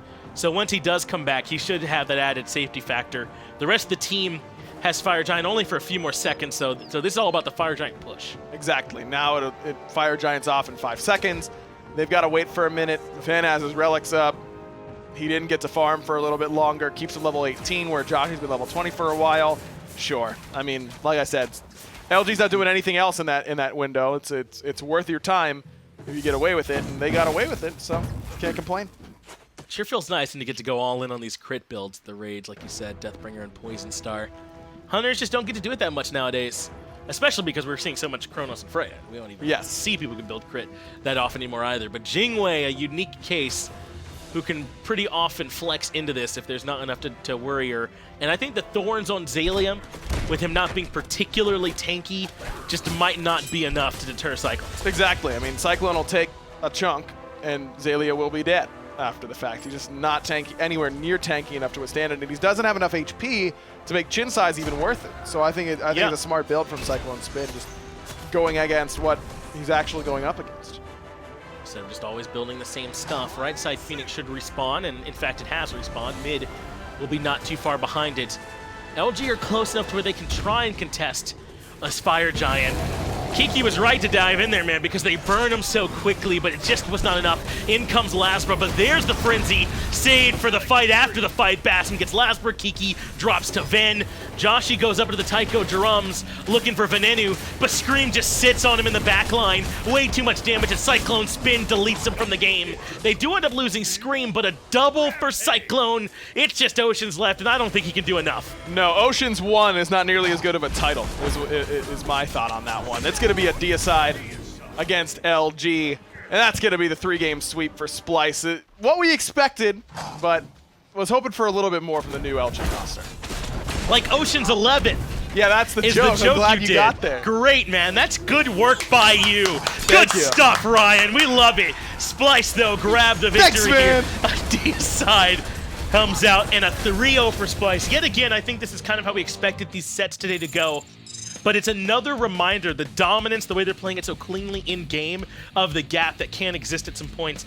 LG were more in Game 3 than they were any other game, and even then, Splyce come out on top. Yeah, sub 30 minutes still. I mean, this Splyce team have really identified some of the things they're strong at. They've gotten their picks in order. I mean, a lot of Merlin and safe things for Venenu in the mid lane. Give Baskin basically whatever he wants. Let Scream play these great backline divers. Ravana, Awilix, Bakasura, all of them do fairly similar things in attacking backliners. Maybe not the tank setup that Awilix has, but overall, I think that Splyce's identity is starting to solidify. Yeah. And it's no coincidence that that's happening as they're starting to look really good. I do want to say, though, as much as I think that LG looked better in Game 3, it's almost an optical illusion. Splyce took a draft in that game and builds that just weren't going to be as potent early. So, yes, of course, LG would be better in those. As soon as the Sobek got to be Sobek, when CycloneSpin finished all the crit, right, and Ven gets a bunch of items online, well, then it looked a lot more like Games 1 and 2. It's just where those power spikes happen. Exactly. It just takes some extra time in order to get the ball rolling in that instance, and then Splyce, once they start rolling, they never stop. It was it was a pretty steep cliff that they rolled off. Yeah, tough for LG, but they still have a good future ahead of them with some of their roster changes. Hopefully things look better. Get it back over, though, to the desk. Thanks so much, Casters. And yeah, I think coming into that set, a lot of people expected Splyce to get a 3-0 there. No real surprises to see that go through. LG, though, roster change today. They've got a game against Renegades next week and then another match against Trifecta. And I really do think Trifecta LG match is so important for those two teams more than anything else this split. That's definitely the matchup to watch, I think. Maybe in the entire split, to see where the bottom teams truly stack against one another, to see what really needs to change for them, because honestly, whatever they're doing now is not working. Not only for Luminosity, but Trifecta in the previous set against Rival. Obviously, the casters themselves were talking there about, well, the early game draft from Splyce and the composition and the itemization choices lent towards a mid-later stage game design, so it made LG look better. But it's a nice little boon for LG to be able to get through an early game and feel like they can compete at that level in the early game if they get the window to do so. Yeah, I think Lasbra, you stepped it up a little bit this game, but it was still too difficult because Aror constantly was in their face with the Blink Hercules. Just what can you do against it, especially when you don't have the beads available? And it's not just Aror displacing you, it's also Baskin last picking the Sobek. Tully, as well, we saw Hand of the Gods get removed from the game a while ago for objective secure, and it's been out for a while now. But the casters were talking about this frenzy that we saw Aurora pick up. 2 or 3 seconds. Go-to, right? 2 or 3 seconds on that Fire Giant is all it took with the frenzy coming from Aurora. But yeah, without Hand of the Gods, the frenzy becomes a more popular choice when you basically make the window a little bit wider to secure some of these objectives. You also have Excavate from Aurora. Yeah, and you take into account the whole idea of this frenzy is to burst the objective down quicker, not leave it at so much of a 50-50 that we've seen so much through the year so far. Aurora's not the only one to be piloting this, though. We've seen it a couple of times here there for Polar Bear Mike too. The top-end teams have started to favour it. I just wonder if all the other supports will start to fall in line as the season goes on. Yeah, PBM and Aurora definitely liking the frenzy more than any other support. I expect that to be the case in MSI, where a lot of gambling risks on the Fire Giant can be diminished by going for this objective. It's also really good for getting Phoenixes. We saw after Splyce already secured the right side Phoenix, they transitioned over to the middle one without minions because they relied on their frenzy. They bursted very quickly. So Splyce found the victory, and they needed to as well to try and get themselves towards MSI, which is on the cards for them. realistically, Splyce's chances of making MSI, do they look hopeful and likely now with how they're performing? I'd say yes. They still have Trifecta to face off. With that victory, they're standing at 3-3. So if they get 2 more wins out of their next 3 sets, they auto-clinch. But still, if they find a victory over Space Station Gaming, that would put them at 4 wins. So even if they lose the other 2, they would have the head-to-head record over Space Station. Gotcha. So Space Station Game is the most important game for Splyce then right now. Definitely. Coming up. Okay. Well, we'll get to see that in the near future to see how Splyce do there. LG, meanwhile, they've got a couple of more games to play for themselves as well. More importantly, the Trifecta set, as we mentioned, later on next week. I am very excited to see how that plays out. But now, it's time to throw it over for an interview with the winners of the last match. It's Aror and Venenu. All right, guys, standing by with Aror and Venenu. Guys, a pretty clean win. Are these the sorts of sets that you feel like you need to get 3-0s in, or did it just happen that way? I mean, obviously 3-0s are really good, but like how I like to look at it, I don't know. Like I try to get the team to look at it just one game at a time, and that's what we did today, and we were able to come out on top. And Ben, how is it for you? I mean, playing with Screammmmm and Baskin again, I suppose, but it's like a little bit different, I guess, this time. You Did sort you of play have with Baskin? you have that comfort, and then you have like Aurora you're getting used to over there in CycloneSpin. What's that like with that sort of combination? It's good. I think Scrim and Baskin are getting trolly and more fun for sure in scrims and everything like that, which I was told about before, which is fun, whatever. But I mean, they take it seriously when it's game day, so that's all that matters. Like, it's nice to have like that nice, like calm, relaxing scrim, but like when you need to be serious, you gotta be serious. Like that's just how it is. And like all our games matter, so. Yeah, Aurora, I mean, it's been a revolving door, it feels like. So many new faces from when the season started, just you and Cyclone from the old squad. What is this team like in comparison to the squad you started the year with? The main thing is like everybody talks about what their problems are compared to the old team. The old team had a bunch of problems, but nobody really spoke on what the problems were, so I feel like it just got worse, but people like Scream and Ven from the start spoke about what problems they had, and as long as you're able to communicate, it's a lot easier to play with people and actually figure out what they need and what they have to do to be successful. Like last year we did really well, obviously, but I feel like we had more communication last year. I don't know what happened, but this team feels like we have a ton of communication, and like it's just really nice to be able to talk to your teammates and actually know what's going on in their head and stuff. We're seeing your team win a lot of different ways. Sometimes it's like a miracle fire giant steal. Sometimes it's just dominance from minute 1 to the end. Do you guys feel like your team identity is starting to solidify yet? Or are you guys still working to get to that point? I guess how good do you guys feel as what your team identity is?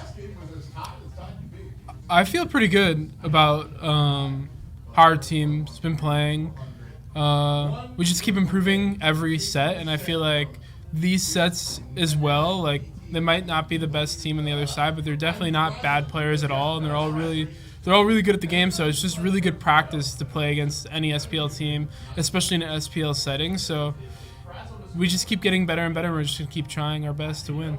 Before we let you go, I got to ask about this Frenzy strat. You guys have been buying Frenzy the last few weeks. What kind of inspired you and gave you the idea to go with this sort of objective-focused sort of comp? I just bought it one day and we liked it. Easy enough. Guys, congratulations. Continue on your run to MSI, and we'll be seeing you soon. Thanks. Thanks. Thank you. That's a little check-in with Splyce there. Apologies for Tom's voice in the background. He's got a big mouth. That's all I've got to say about that one. You can't stop it wherever he is. Will say, though, that you did get to see a bit of insight in what was going on with Splyce the old days. Aurora clearly showing through, but in a polite way, I guess, about how the issues with Splyce fell apart and why we get this roster we've got today. Here's a little look, though, at the standings, Tolly. And does anything surprise you in these standings? A little bit. I think SK Gaming started off really strong at the beginning of this phase, slowed down considerably. So to see them at number 7, almost out of MSI contention, Destiny still not in their hands, does surprise me. Everyone else kind of figured they would be where they are now. Yeah, within good distance. Top 3, the rival Dig and the Knights so far. Still a couple of games to be played in the league, so take that into account. And that's going to be important towards the tail end of where these teams end up positioning, because that will have a knock-on effect towards the mid-season invitational, MSI, for sure. Those teams will basically get positioned in the schedule differently based off seeding. Yeah, we'll see how those seedings go depending on next week's results, all leading up to Hi-Res Expo. At the end of the year, yes, Hi-Res Expo. You guys can come along too, hiresexpo.com. Go get your tickets there. Come see all of us live at DreamHack in Atlanta this year. Once again, just the same as last year. So if you didn't go last year, should have seen it. You saw it on screen probably, so come back this year if you can. It'd be lovely to see you there. But that's not all. This week, there's also a chest going on sale, I believe, right now. New Baskin, actually, no, it's not on sale. It's just a new chest that's available for you. Get your Bacchus and King Arthur skins now.